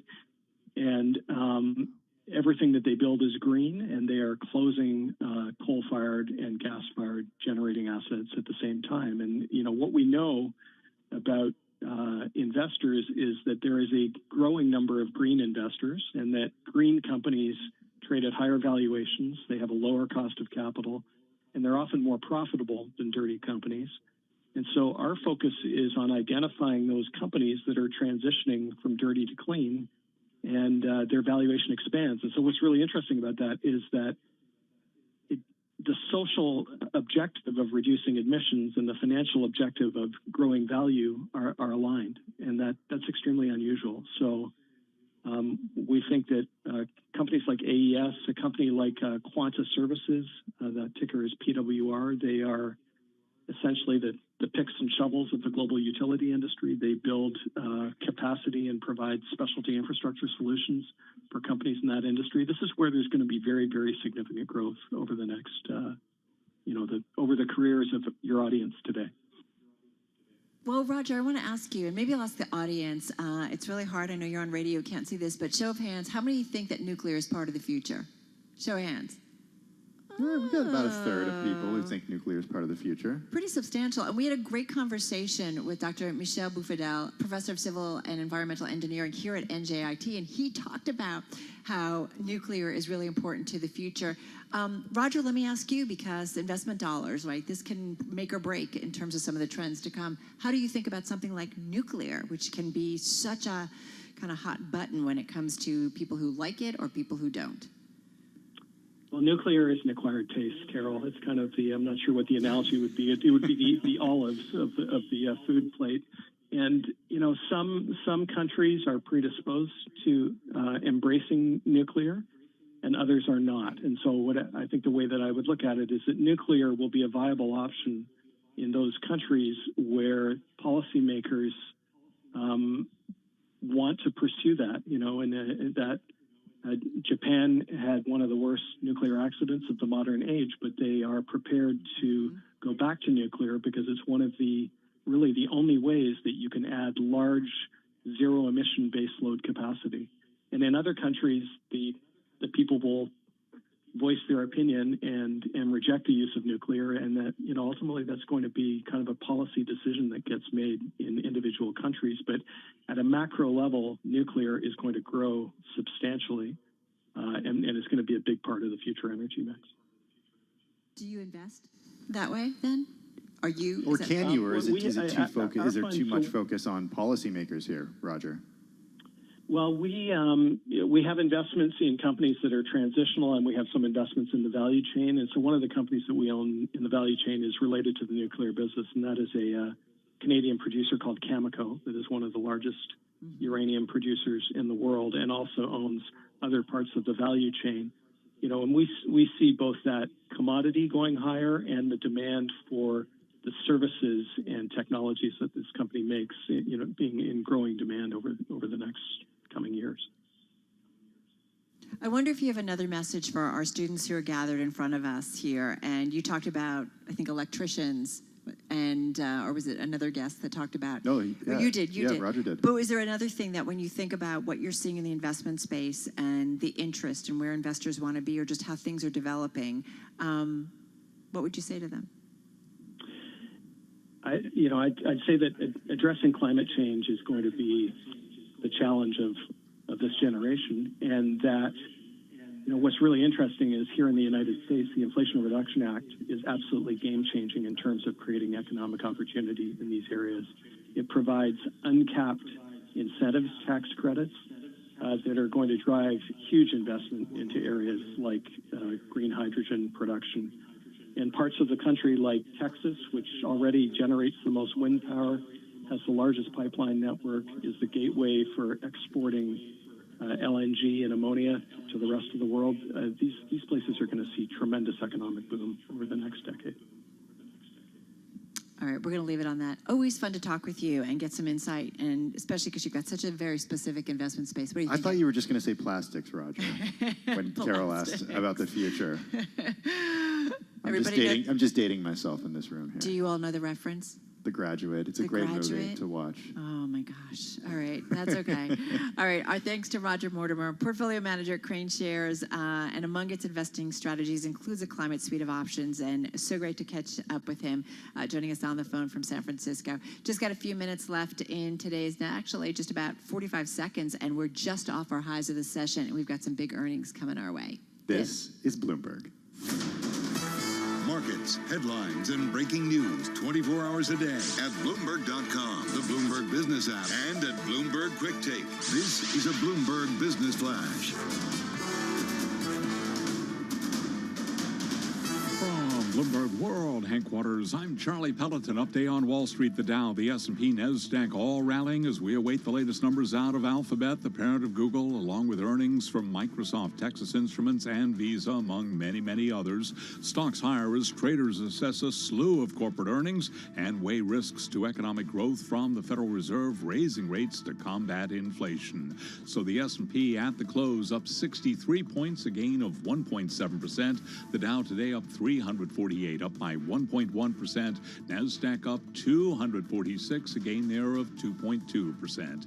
10-year yield 4.08%. The 2-year yield 4.46%. Spot gold up 0.3%, $16.53 the ounce. And West Texas Intermediate crude was up 0.5%, $84.99 a barrel on WTI. So an update for the Dow, the S&P, and NASDAQ as investors keep an eye out for earnings. Also monitoring the Federal Reserve. Roger Mortimer is portfolio manager at Crane Shares, and he was our guest moments ago right here on Bloomberg Business Week. There's a feedback loop between the Fed's actions and the market effect. And we're a quarter of the way through earnings season, and earnings generally so far have gone pretty well. About half of companies have beat. And really the Fed is trying to gauge its actions and its words, to see kind of when the market has started to price that in. And, today the market's feeling okay about it. Indeed, stocks rallying for a third day today. We had the S&P, as I mentioned, up 1.6%, higher by 62 points today. We are awaiting the latest numbers out of Alphabet and Microsoft. As those break, we will have them for you shortly. Sources tell Bloomberg Elon Musk has pledged to close the acquisition of Twitter by Friday. In a video call with bankers helping fund the deal, we do have shares of Twitter advancing today by 2.6%. Just getting numbers crossing the Bloomberg now for Microsoft. First quarter revenue, $50.12 billion. Estimates on Microsoft, $49.56 billion. Just an additional headline to pass along. It now sees fourth quarter revenue, $4.40 billion to $4.80 billion. Estimates have been for $4.93 billion. So we've got Texas Instruments guiding lower for the fourth quarter. I'm Charlie Pellet, and that is a Bloomberg Business Flash. All right, Charlie, thank you so much. So as we said, it's a big day for big tech earnings, and they are coming fast and furiously. I'm just watching shares of Alphabet in the after hours. They are down more than 3% as we speak. A quick check on Microsoft. Their first quarter revenue, that was a slight beat, above $50 billion. That was above street estimates. And just taking a look at the stock in the after hours, it's down, though, about 1%, but it is bouncing around. And then we also have Texas Instruments out as well. And that stock, quick check on that one in the after hours.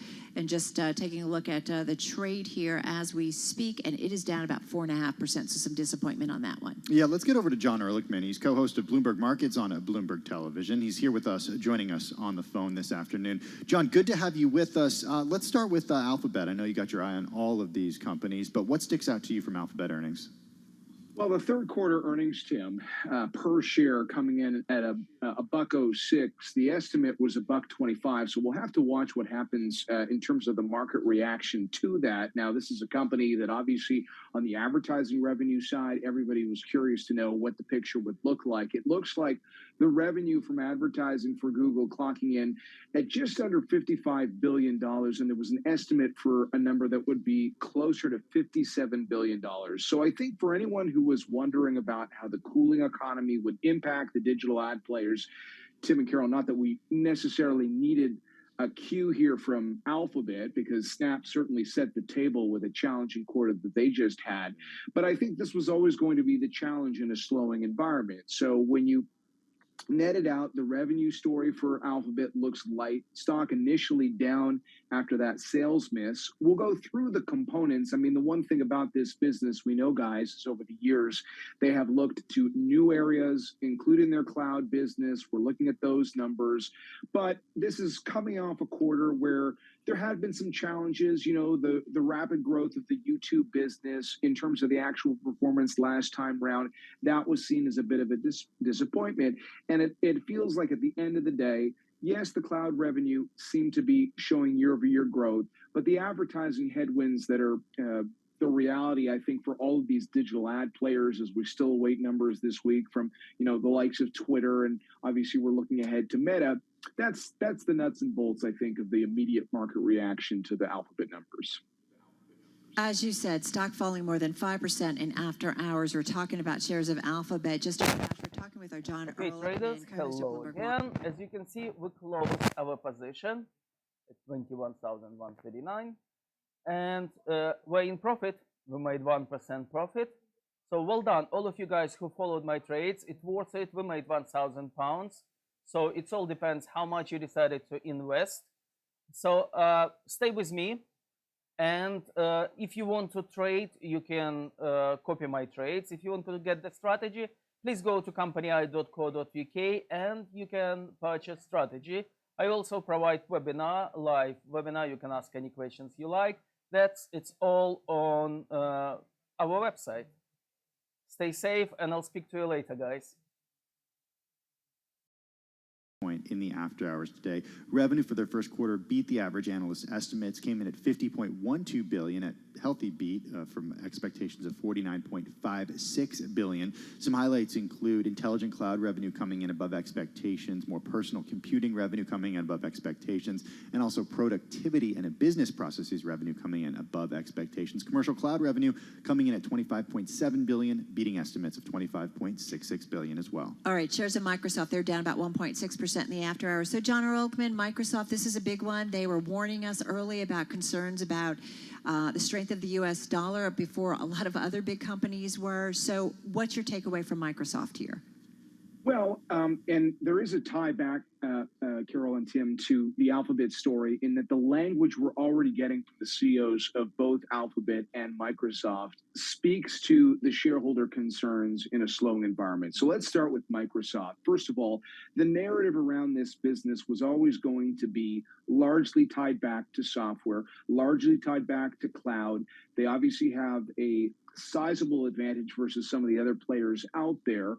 Security is still a big concern for a lot of corporate clients. And could they hold on to those customers if the economy starts to soften? Satya Nadella, the chairman and CEO, immediately addressing some of the economic headwinds and saying, quote, in this environment, we're focused on helping our customers do more with less. In other words, here's a message coming from a company that says, the last thing you want to do is get rid of us, and we're going to try to make it as worth your while as possible. Versus the message that we immediately got from Alphabet, which is, I mean, sure, they have a software business, they have a cloud business, but primarily, as we talked about before, digital advertising focused business where they really talked about prioritizing their spending. So a lot of that is within their control. It's within both of these companies' control, quite frankly, because they're generally cash flow machines. But I think you're going to continue to see that theme play out as the CEOs of Microsoft and Alphabet talk to investors on their calls tonight, because we know how sensitive investors have been in this market, particularly tied to these technology companies, respectively, both of these stocks coming into these earnings down between 25 and 30% this year. All right, John, before we let you go, Texas Instruments shares down about 5% in the after hours. Investors, at least in the after hours, punishing the company for missing its forecast revenue for the fourth quarter, guidance missing the average analyst estimates. We've talked a lot about the chip story this year. The company did say that during the quarter, the company experienced expected weakness in personal electronics and expanding weakness across industrial as well. What are your takeaways, and what does our investing audience need to understand about Texas Instruments earnings? Yeah, I think you keyed in on it, Tim. I mean, at the end of the day, you're right. There's been extreme softness in the chip sector, and I would say with these players in particular, like Texas Instruments, what's happening on the industrial side is key. You highlighted that very important point there, that they are expecting more weakness tied to electronics and some weakness across their industrial landscape. So it's going to likely continue to be a challenging environment for the chip companies. It's as simple as that. All right, John Ehrlichman, thank you so much. Co-host of Bloomberg Markets on Bloomberg TV, joining us on the phone there. Microsoft shares, they've definitely paired some of their earlier losses, just down about 0.3%, so definitely coming off their lows in the aftermarket. Texas Instruments, though, still staying down about 5% here in the after trade, and you've got shares of Google down about 5.2%, so some disappointment there. All right, shares of Apple, company reports Thursday, down about 0.8% in the after hours. Let's get to world and national news. For that, we turn to Nancy Lyons. She's in our 99.1 studio in Washington. Hey, Nance.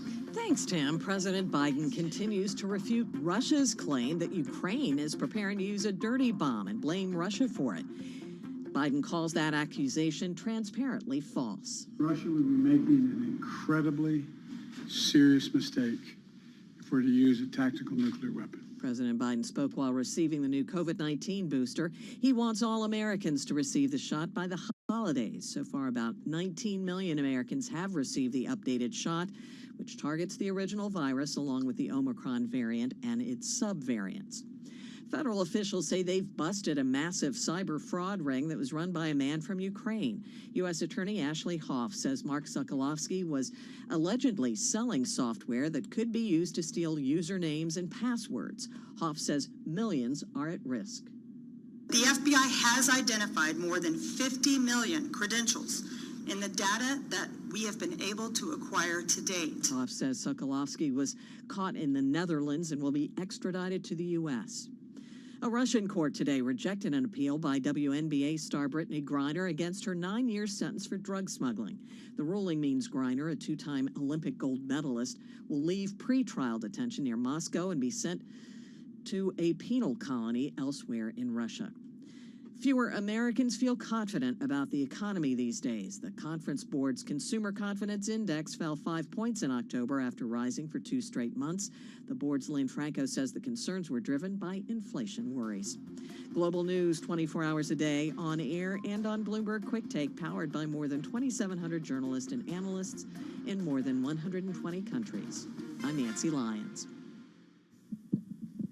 All right, Nance, thank you so much. Nancy Lyons in our 99.1 newsroom in Washington, D.C. Carol Massar, Tim Stanovic, live at NJIT in Newark, New Jersey. We're going to get back to our sustainability conversations, a great roundtable coming up. In the meantime, let's do a great roundup, if you will, of some of the earnings after the closing bell. Google shares still under pressure in the aftermarket, down about 5.4%. Yeah, the company falling after missing third quarter earnings per share and sales missing estimates. Interestingly enough, Carol, we're seeing Meta Platforms fall 2.7% post-market and Amazon down 1.2% post-market, moving in sympathy with Alphabet. All right, Microsoft also reporting after the closing bell. That stock is down about 1% in the aftermarket. One of the big headlines, first quarter revenue actually beat $50.12 billion versus an estimate of $49.56 billion. First quarter EPS also a beat by about 6 cents a share. $2.35 was what it came in at for that first quarter EPS number. Intelligent cloud revenue, that too pretty much in line, $20.33 billion. The estimate was for $20.31 billion. But again, we're seeing some pressure in the aftermarket. All right, and speaking of pressure in the aftermarket, Mattel down by 3.3% as we speak. The company cutting its profit forecast in a sign of a tough holiday toy season, fiscal year adjusted EPS forecast missing estimates there. And then Chipotle, Carol, shares are up 1.6% in the after hours. The company did beat when it came to the top line, and it sees 2023 new restaurant openings between 255 to 285 for 2023. 2022, 235 to 250, I should say. They've been on quite a tear in terms of growing out that business. And then we also mentioned that Texas Instruments also out with their latest results, and we did see that stock under some pressure in the aftermarket. Go ahead. Just a slight correction, Chipotle sales miss estimates, just barely, but EPS beat estimates. All right, and Texas Instruments continuing to be under pressure there in the after hours, down about 5%. We've been watching the semiconductor sector so closely. Fourth quarter revenue, they're coming out with some forecast, $4.4 billion to $4.8 billion. The estimate out there was above that at $4.93 billion. Carol Massar, Tim Stanovic, this is Bloomberg Business Week on Bloomberg.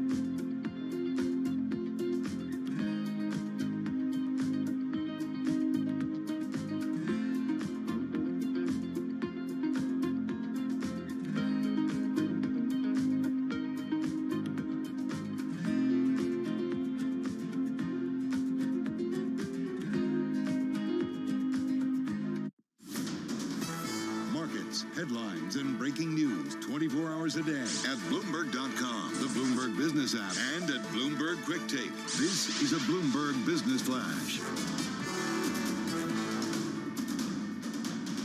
From Bloomberg World Headquarters, I'm Charlie Pellet. A flood of earnings after the close of trading. We begin with Alphabet, parent of Google. It reported revenue that missed analyst estimates. After hours, we now have Alphabet down by about 5.8%. Microsoft said quarterly sales rose a better than projected 11% on resilient demand for corporate cloud computing services, but the impact of the surging dollar throttled revenue growth to the slowest pace in 5 years. Microsoft, after hours, down now by about 1.9%. Chipotle Mexican Grill reported comparable sales for the third quarter that beat the average analyst estimate. After hours, we've got shares up by 2.9%, and Visa shares little changed. Visa reporting adjusted EPS for the fourth quarter that did beat the average analyst estimate. It was an up day on Wall Street with the Dow, the S&P, and NASDAQ all advancing as investors digested the latest batch of earnings news. S&P today up 61, a gain of 1.6%. The Dow up 337, up 1.1%. NASDAQ up 246, up by 2.2%. 10-year yield 4.07%. The 2-year 4.45%. Spot gold up 0.2%, $16.53 the ounce. And West Texas Intermediate crude oil up 0.4%, $84.91 a barrel. I'm Charlie Pelleton. That is a Bloomberg Business Flash. Thank you so much. A lot going on here, too, at NJIT. Carol Masser, along with Tim Stanovic. Always love coming here. I learn so much and get an idea of what a student population, what an institution that focuses on things like sustainability, energy, climate, engineering, so much more, which is so important to our world. And I have to say, in getting ready for this discussion, Tim, I was doing some research, and we were doing research, and there was something from Accenture that was entitled The End of Abundance Thinking.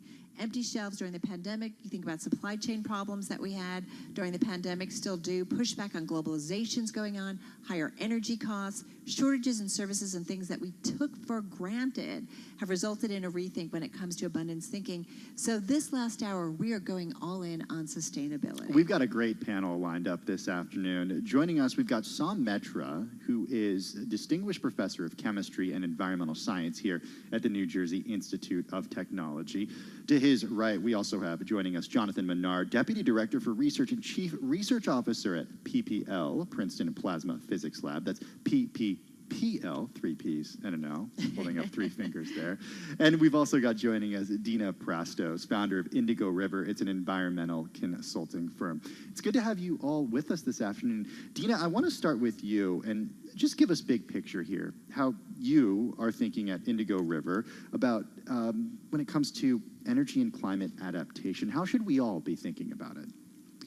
So I attended NJIT nearly 20 years ago, and if you would have told me I was going to found a company focused on climate adaptation through means of sustainability and resiliency, I would have said, what does that mean? What does that look like? Sorry, were you even talking about climate resiliency or sustainability 20 years ago? Sustainability, surface level sustainability, Okay. Absolutely. Resiliency, no, I didn't quite understand what the difference was, and even today I feel like a lot of professionals in consulting don't know the difference. And I'll sum it up very briefly to say they're two sides of the same coin. And when we talk about sustainability, we are looking at humankind's impact on the environment. And the flip side of that is when we look at resiliency, we look at the environment's impact on the built world. So I actually, in my practice, focus primarily on waterfront infrastructure. And what we look at most often is the environment's impact on that infrastructure. So I look at resiliency, but it is inextricably linked to sustainability. Jonathan, come on in on this conversation. How do you think about resiliency? I think fusion power, fusion energy that we work on at our lab has the potential to provide baseload energy. One of the challenges we see with some of the renewables, or with wind and solar, for example, is they can be intermittent. They depend on the power coming from the sun to blow the wind and solar energy. And nuclear power in particular could form a firmer source of energy that we need to drive electricity and other industries that we have that we rely on so much.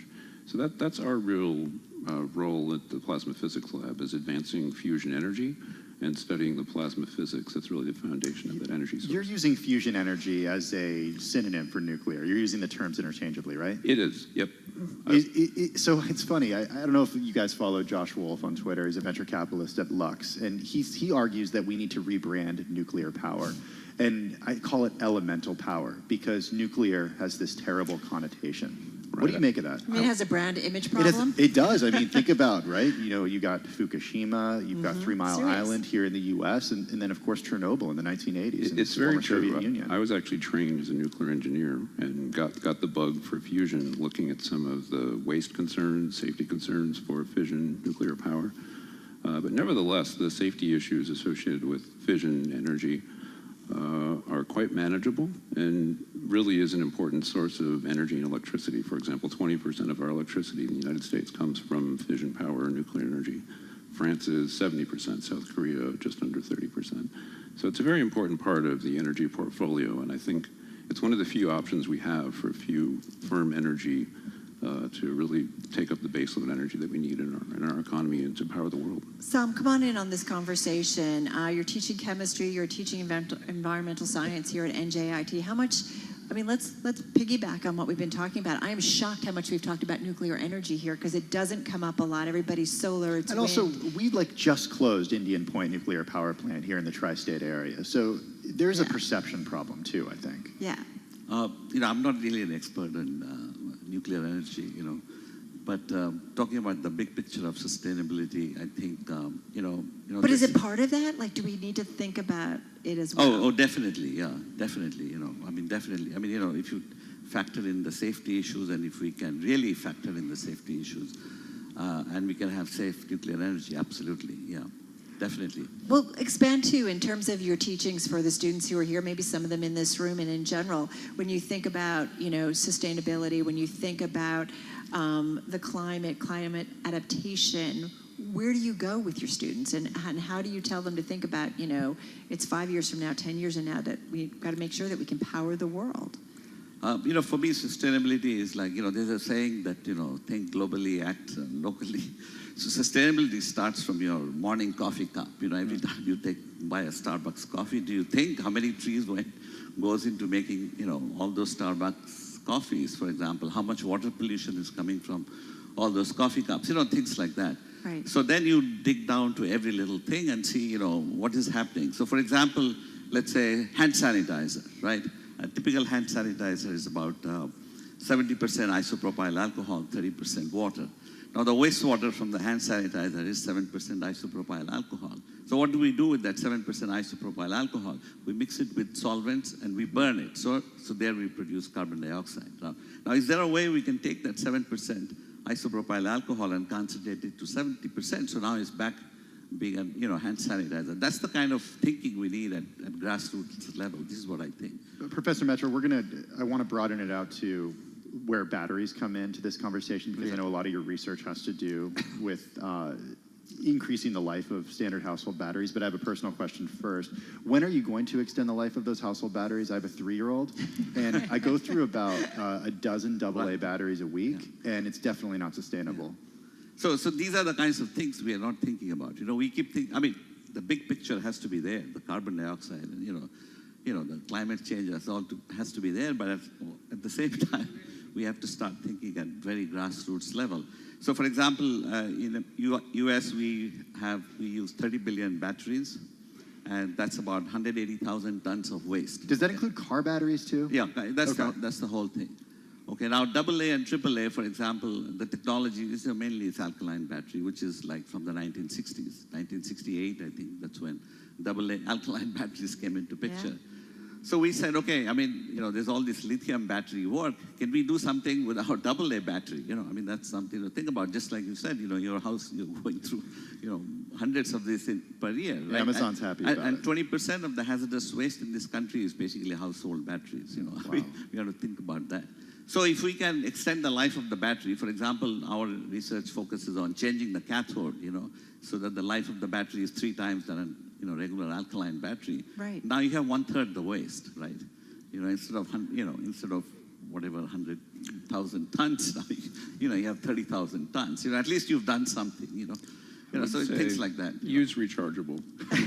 We do use rechargeable. No, they, Well, Jonathan, when we're thinking about waste, and, forgive me again, I'm going back to, I think about at the beginning of my career and going and thinking about Yucca Mountain and, where do we put the radioactive waste and, visiting a nuclear power plant and seeing the pools where they cool the rods and, and wearing a monitor and realizing that, I could be at risk. Like, it really scared me. I'm going to be quite honest. But how do we be smarter? What's the smart conversation around nuclear that we need to be having? And what do we think about when it comes to the waste? What do we do with it? yeah, I would say every source of energy has risks associated with it. Coal, for example, has in the past released sulfur dioxide and acid rain, things like that.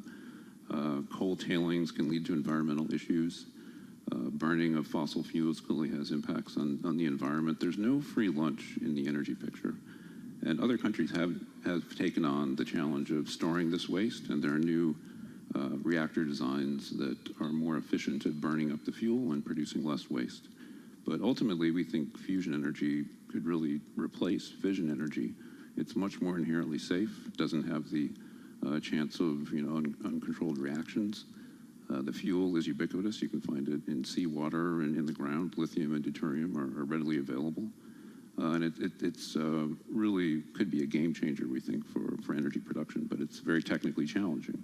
And that's why we've been working so long on that technology. Dina, we got about 90 seconds, then we're going to do some news, and then we're going to come back. But connect coastal resiliency to this, because we think about the idea of waste, we think about climate change, we think about the way that burning coal actually contributes to climate change, and the coastal projects that you've had to do across Manhattan to make sure that, well, Manhattan doesn't go underwater.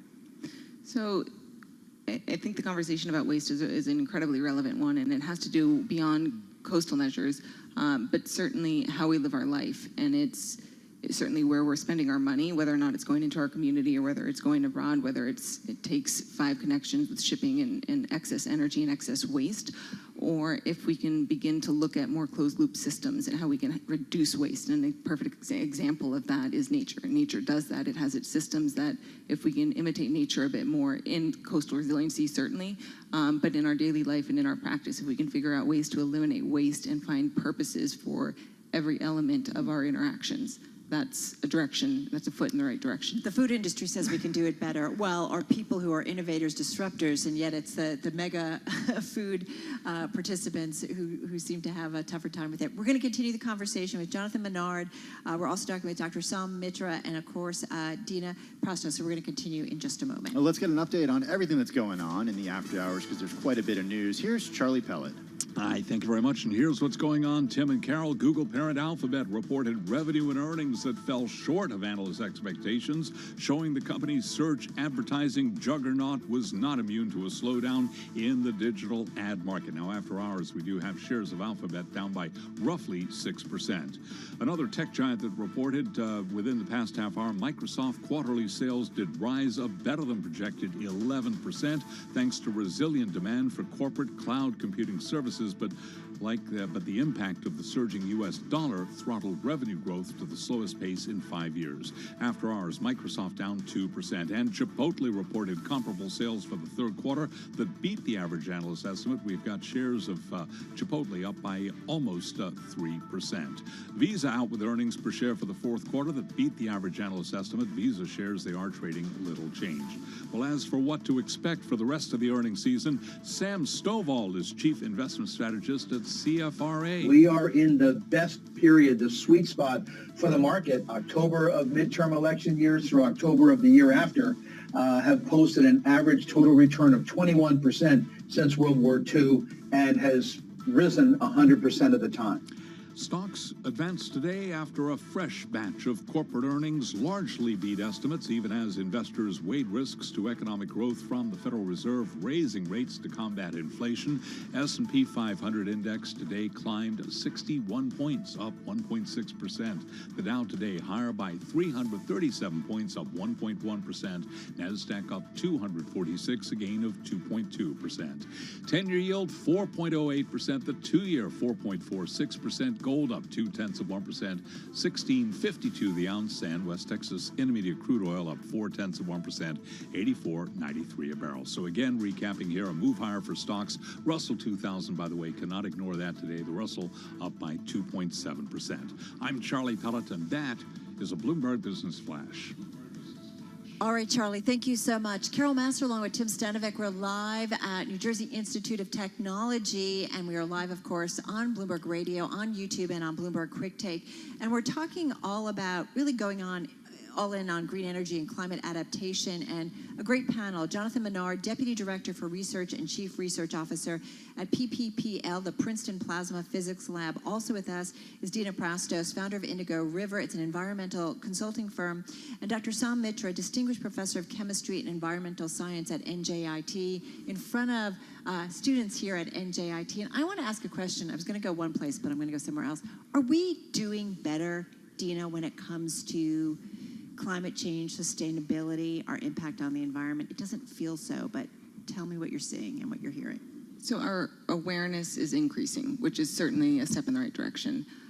We have access to newer technologies where we're able to monitor and set metrics and set goals, and it's very hard to manage what you can't measure. So that is an initial step. And so we are certainly doing better, but there's many ways that we can do even better. Jonathan, what do you think? I agree. We're increasing our awareness, and I think companies are waking up to the need to generate a more sustainable environment and energy systems. We see it particularly in the investment from the private sector in fusion energy. Many billions of dollars have gone in the last couple of years, showing interest in that. Wow. That needs to grow more to really make fusion a reality, but that is a recognition that this is a potentially very important part of our energy sector. Yeah, talk a little more about that. That's really interesting to me, the fact that private companies would be investing in something that doesn't necessarily have public buy-in at this point. If you look at what's been happening across the country, I mean, I'm from the Central Coast of California, and they had to fight to keep Diablo Canyon nuclear power plant open. It's the last operating nuclear power plant there. I grew up with iodine pills in the cabinet because of concerns over what happens if it melted down. I do think the public is more on to the differences between fusion and fission. That fusion is potentially much safer and doesn't have the long-lived radioactive waste and other risks. And we need an all-the-above strategy. I mean, certainly solar and wind power are essential, and other green technologies also. But we need these firm energy sources such as fission now, and we want to have fusion replace that later. I think these private investors see the potential for fusion to really have an impact on the energy economy, and there are also side benefits to the investments. They get other high technologies on their way to fusion. Professor Mitra, one thing, the conversation around fossil fuels and energy usage, and then the pivot to a more sustainable energy future has really changed as a result of the Russian invasion into Ukraine. And I'm curious about how you bring that into your teachings about the impact that might have on either expediting our move towards alternative energy, or does it slow it down? How do you see it? I think you saw the food shortage, for example. Yeah. You see the problem with the nuclear reactors being attacked. You see the water infrastructure being attacked.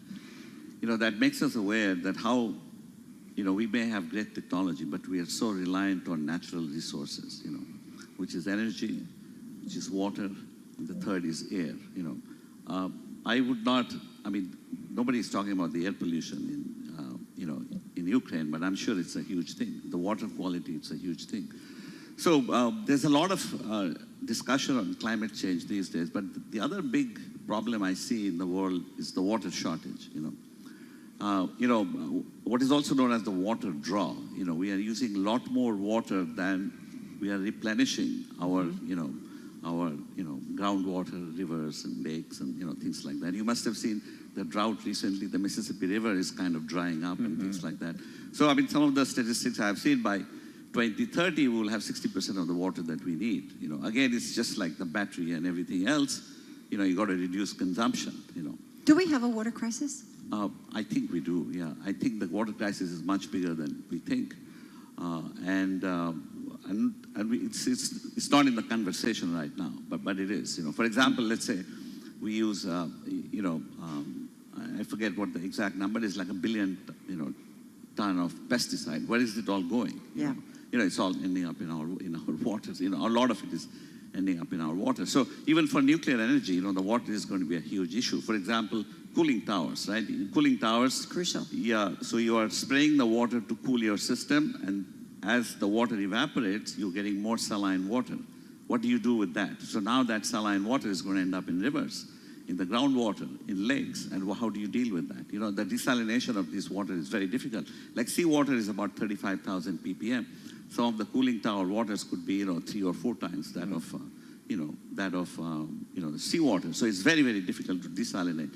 Same with frack water. Much of the fracking is done with millions of gallons of water. And for example, some of the frack sites, it varies the concentration. So some of the frack sites, the water is 10 times saline than that of seawater. What do you do with that water? How do you treat it? Yeah. It's pulled out every metal out of the soil that you can think of. So it has every possible contaminants in it. So these are huge problems that, that we are not really talking as much as we should. Yeah, it's pretty remarkable. Going back to the California example, I grew up with a drought, and even I believe in Santa Barbara now, there is a desalination plant that has been brought back online, and I talked to friends who live there, and I asked them if they're worried about the water, and they're like, yeah, we got this desal plant. So, Dina, you're a marine architect. You have a background as a marine architect. How do you think about the water shortage? It's not something that we typically think about in the northeast part of the United States, but as the professor said, it's not something we think about with the Mississippi River either, and that's what we've been talking about over the last week. Well, it quite literally hit home. I live in New York, in Rockland County, and we experienced a drought through August and September, so it absolutely is an issue, whether or not you want to classify it as a crisis. The awareness to understand it as a vulnerability, we're talking about sustainability, the ability to sustain what? To sustain life. We need water to live. So identifying it as a vulnerability and focusing on it to make sure that that's not something that's lost and that we can continue to replenish our resources and have diverse means of doing that. Well, and I do wonder, Jonathan, is it a case of innovating and disrupting our way out of it, or is it also a case of us stop buying so much stuff, stop, turning off the water, changing our mindset, because not all of this stuff is going to last maybe forever. Certainly conservation is a big part of it. I think you're seeing that already in the Southwest as certain states are, losing their access to water, and it's impacting agriculture, and that impacts our food access throughout the country.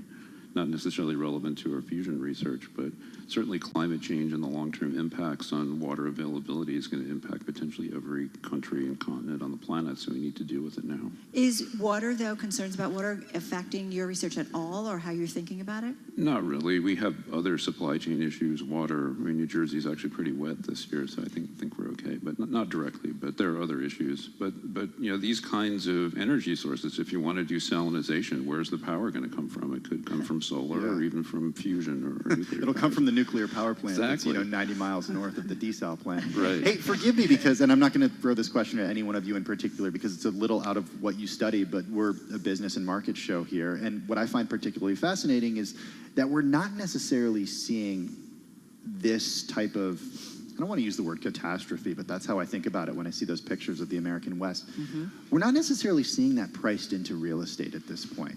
We're not necessarily seeing people say, well, I don't want to move to this house in California, which, by the way, might surpass Germany soon as the 4th largest economy in the world, because there's a drought there. Feel free, anyone, to weigh in. Why is that? Or I want to buy in Iowa because that'll be beachfront property soon? Exactly. What's going on here? You laugh, but should we be thinking about this? No, I was just thinking of Elon Musk and his relocation from California to Texas. So I some people are leaving California. Maybe for tax reasons, right? And housing prices. And housing prices, but Texas isn't Austin's pretty expensive. Isn't an oasis of moisture and water, right? It does have its own water challenges. I know personally of people who really appreciated moving to New Jersey to get away from the fires and the droughts who've come to our institution. I think it really is having impact on real people's lives. Yeah. And it's not fully priced into our economy yet, but it's coming. We did say in the break we're going to talk about your work, and so let's go there. So let me start with you, Dina. Talk to us about the work that you guys are doing when it comes to sustainability, climate adaptation. What are the things that are kind of front and center that people maybe, and it's in its early stage, but maybe might be something that's more the norm going forward? Sure. So we work on projects that range in what their programmatic uses are. We work on ferry terminals, we work on marinas, we work on seawalls, on bulkheads.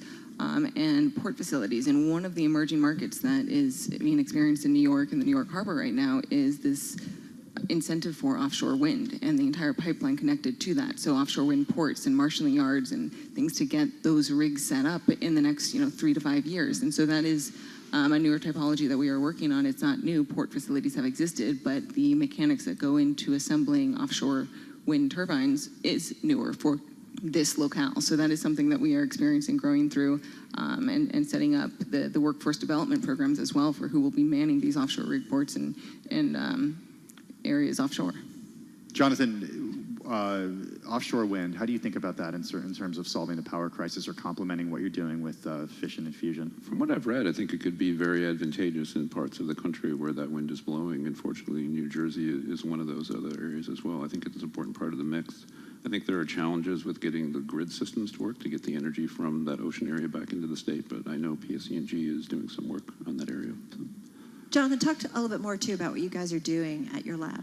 Right. So what do? We take hydrogen and isotopes of it, so regular hydrogen and heavy hydrogen, and heat it to amazing temperatures, 100 million degree temperatures. And the reason we do that is to give these particles enough energy that they fuse together and then have a nuclear reaction that generates other particles and energy that's more energy out than we put in by a substantial margin. And our goal is to take that excess energy from E equals MC squared and convert it into electricity or heat or things that can power industry.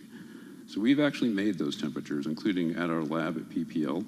And at any given time when those experiments are running, it's the hottest place on the planet and maybe even in the solar system. So that has been one of our successes. But we need to learn how to sustain those reactions and drive down the cost of making these fusion conditions.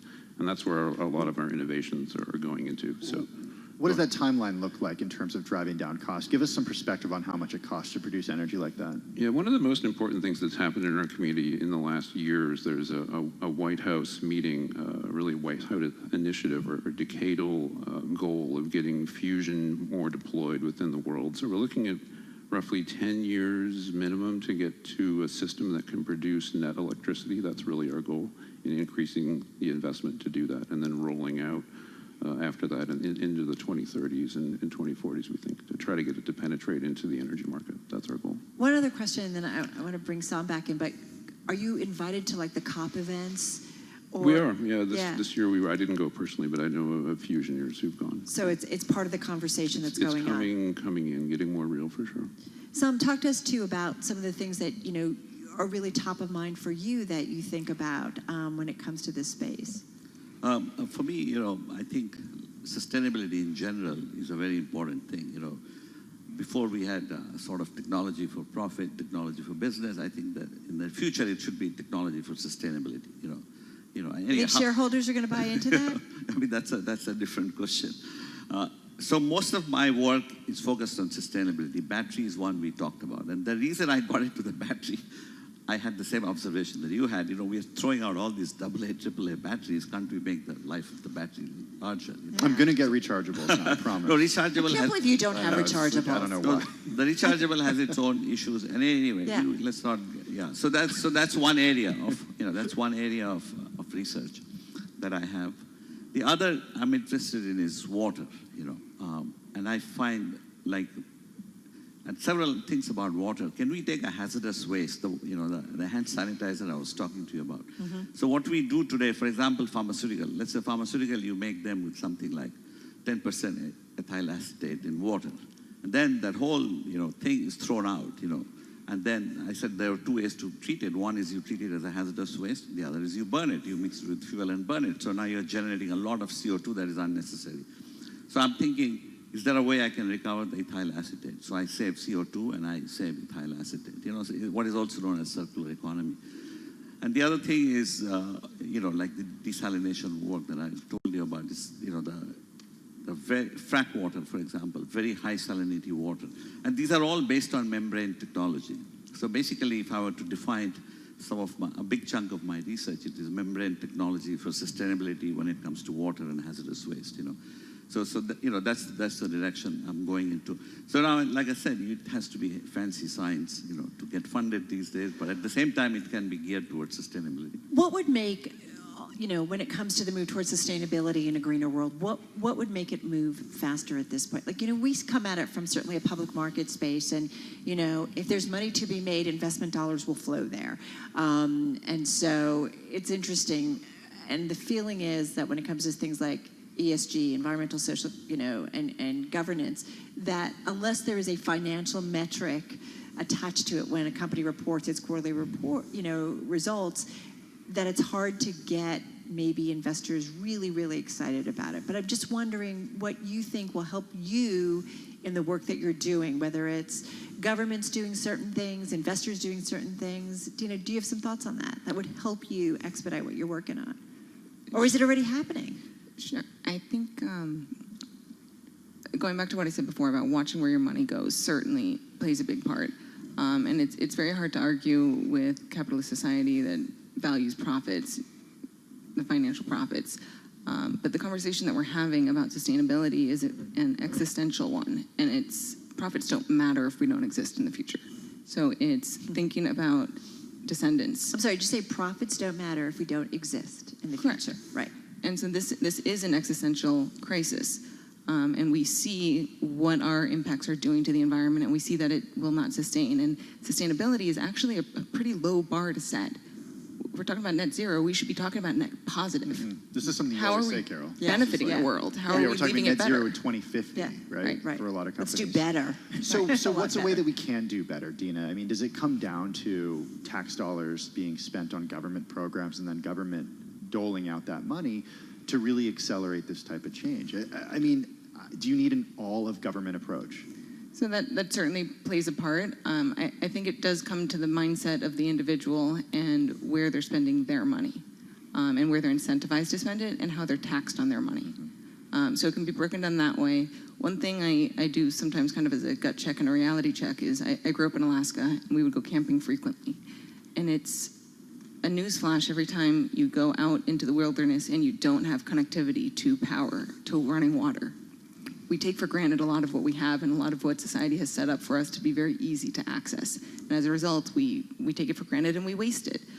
So I think if we can all kind of have that gut check and reality check of what is our impact, because we might not be thinking that we're leaving a negative impact on this world, but just by participating in much of the way that society has been constructed, we are. So there's that kind of removing ourselves from the current system just to see how much we do rely on the systems that have been set up for us and what their impact is on the environment. I'm going to say I've got a pretty good awareness, but yet I still get in my car and fill up my tank, and I'm contributing to, the bad part of climate change. Jonathan, what else do you guys need in terms of what you're doing that would help you in the process and maybe expedite it? I do think government resources are very important, especially for the basic science and also the technology development to advance tools for sustainability. We talked about batteries. The lithium batteries in your electric vehicle eventually are going to wear out, so we need to come up with more resilient, longer life batteries, and there's a lot of investment from Department of Energy, which funds most of our research, and National Science Foundation as well, into R&D areas like that, more efficient solar panels, more efficient wind turbines, material science. And for the fusion side, investment both from the public sector and the private sector. Really, the public... Why isn't it coming in more? It's starting to grow, and other countries are really investing in it much more heavily than we are. I mean, the U.S. is blessed with quite a bit of its own energy. Many other countries, Europe, Japan, South Korea, are not so blessed that way, and they've invested more in some of these other technologies. Who's investing the best right now? Arguably Europe, and you can see that. You can see why. Yeah, right. I mean, especially with what's going on in the Ukraine and Germany, keeping some of its fission power plants on longer than originally anticipated because of all the pressures on their energy systems with natural gas, et cetera. So they're the largest investor, for example, in the ITER experiment. It's the largest fusion experiment under construction in the world in southern France. And that will be the first experiment to demonstrate that fusion plasmas can self-heat and sustain themselves, and that'll be a real breakthrough. And we're part of that. We provide key diagnostics for that experiment, for example. Give me, is there a date down the road, Jonathan, that you think that fusion is more the norm? I think the earliest we'll see net electric production. This is really the goal of the whole fusion community at the point, to show that we can make net electric power rather than just consume it. It's probably the early 2030s. and then it'll take off after that, I think, in the early to mid-2030s. But the technology development that's needed to make that happen is going to require significant resources, and that's where the money is starting to flow to with the private sector. Do we have the students and the education geared in that right direction? I fear not. I fear other countries. For example, China is investing heavily in this. They also need energy resources, immense ones, and they're producing 10 times more STEM students per year than we are, roughly. Okay, we're getting close to the end of our time, but I want to try to end at least on a positive arc here and talk a little bit about We were not all doomed. Yeah, Do you I mean, all I'm a feel like little- you're all doomed in the I mean, audience? what gives you... We're not all doomed. Professor, I want to start with you, and then we'll get your thoughts, everyone's thoughts. But what gives you hope about where we can go in the future? I think we as a human race, we are very intelligent, quite intelligent. We can be foolish, but we are also intelligent. If we may say so ourselves. Yeah, so I think it's hardship always gives us lessons. So I mean, eventually we will know that investments are transient. I've lost maybe a third of my 401k. But the environment is not transient. I mean, it takes a long time to clean up water, air, whatever, right? So I think it's a matter of time before we, really know. We become convinced that sustainability is probably should have the highest priority. Maybe even above profit. Well, Dina, what'd you say about existence? None of this matters, right? If we're not around. Sorry, go ahead. Yeah. So so how do we balance sustainability with business, money, finance, and things like that? And I think some of it's all about being very, very aware. Like I said, it starts with the coffee cup in the morning. There's always this big picture, but it starts, like I said, from the smallest thing. Almost anything we do needs energy, right? Causes water pollution and causes air pollution. There is nothing out there that does not need these three things. So what is known as the life cycle assessment, that awareness is very important. And I don't think there's enough of it. Especially there's not enough quantitative data to kind of drive home the message of, what is a product. And besides plastic, it also, there's a water pollution component, there's an air pollution. The transparency of it. I mean, I don't know And about you guys. Like, I've got a 19-year-old, and we talk about this, you and I, on air, constantly turning things over and trying to understand what's in it, is on websites, buying from things that don't have as much of a climate impact. Dina, come on in. Like, I agree. Let's end on some positive things. What gives you hope as we talk about this subject? Our ability to adapt. So even more than our intelligence, it will be our ability to adapt that gives us hope. I mean, take it straight to Darwin. The species that survives isn't the most intelligent one. It's the one that is able to adapt. So if we can harness our intelligence and focus it on adapting with the changing climate, that is, I think, where we'll find success. John? I would also say our values can change. The Clean Air Act, clean water. When we want something changed for sustainability, we can do it as a species and as a society. In intelligence, yes, but especially for the U.S. innovation, I think it's hard to predict exactly what breakthroughs will happen, but we've so far found a way to keep it all going. I'm very hopeful that that'll continue. Do you have any message for our audience here? I would say, the all-above strategy on energy and sustainability, and value your environment and make your decisions accordingly and invest accordingly. I think that's very accurate from what we've talked about in this panel. I think we need to wrap. I think we do too. We could continue this. It's such an important subject, and I feel like there's like all these guests I want to book. I want to talk more about fusion. I want to, It gives me hope that Jonathan's not glowing from all the work that he's done with fusion. That's what gives me hope. No, but it's really interesting because I think part of this, here we are at NJIT, and it's all about education and really understanding what we're talking about and understanding the impact and understanding how to do things really means something significant. All right, we got to go. Guys, thank you so much. Thank you. Thank you. Thank you. So appreciate it. I hope we can continue these conversations in the future. Thank you to everybody at NJIT for having us. Jonathan Menard at the Princeton Plasma Physics Lab, Dr. Sam Mitra, Professor of Chemistry and Environmental Science here at NJIT, and of course, Dina Prostos. She's founder of Indigo River. Thank you again so much. Thank you. Thank you. Wow. Yeah, and a big thank you to everyone who came out and joined us. Really appreciate you taking the time, and congratulations on what you're doing here at New Jersey Institute of Technology. It's good to see everybody. All right, you are listening to Bloomberg Business Week. Carol Master, Tim Stanovic, watching us as well on Bloomberg Radio, on YouTube, on our Bloomberg Quick Take service. Check us out at Bloomberg.com. A lot going on. This is Bloomberg.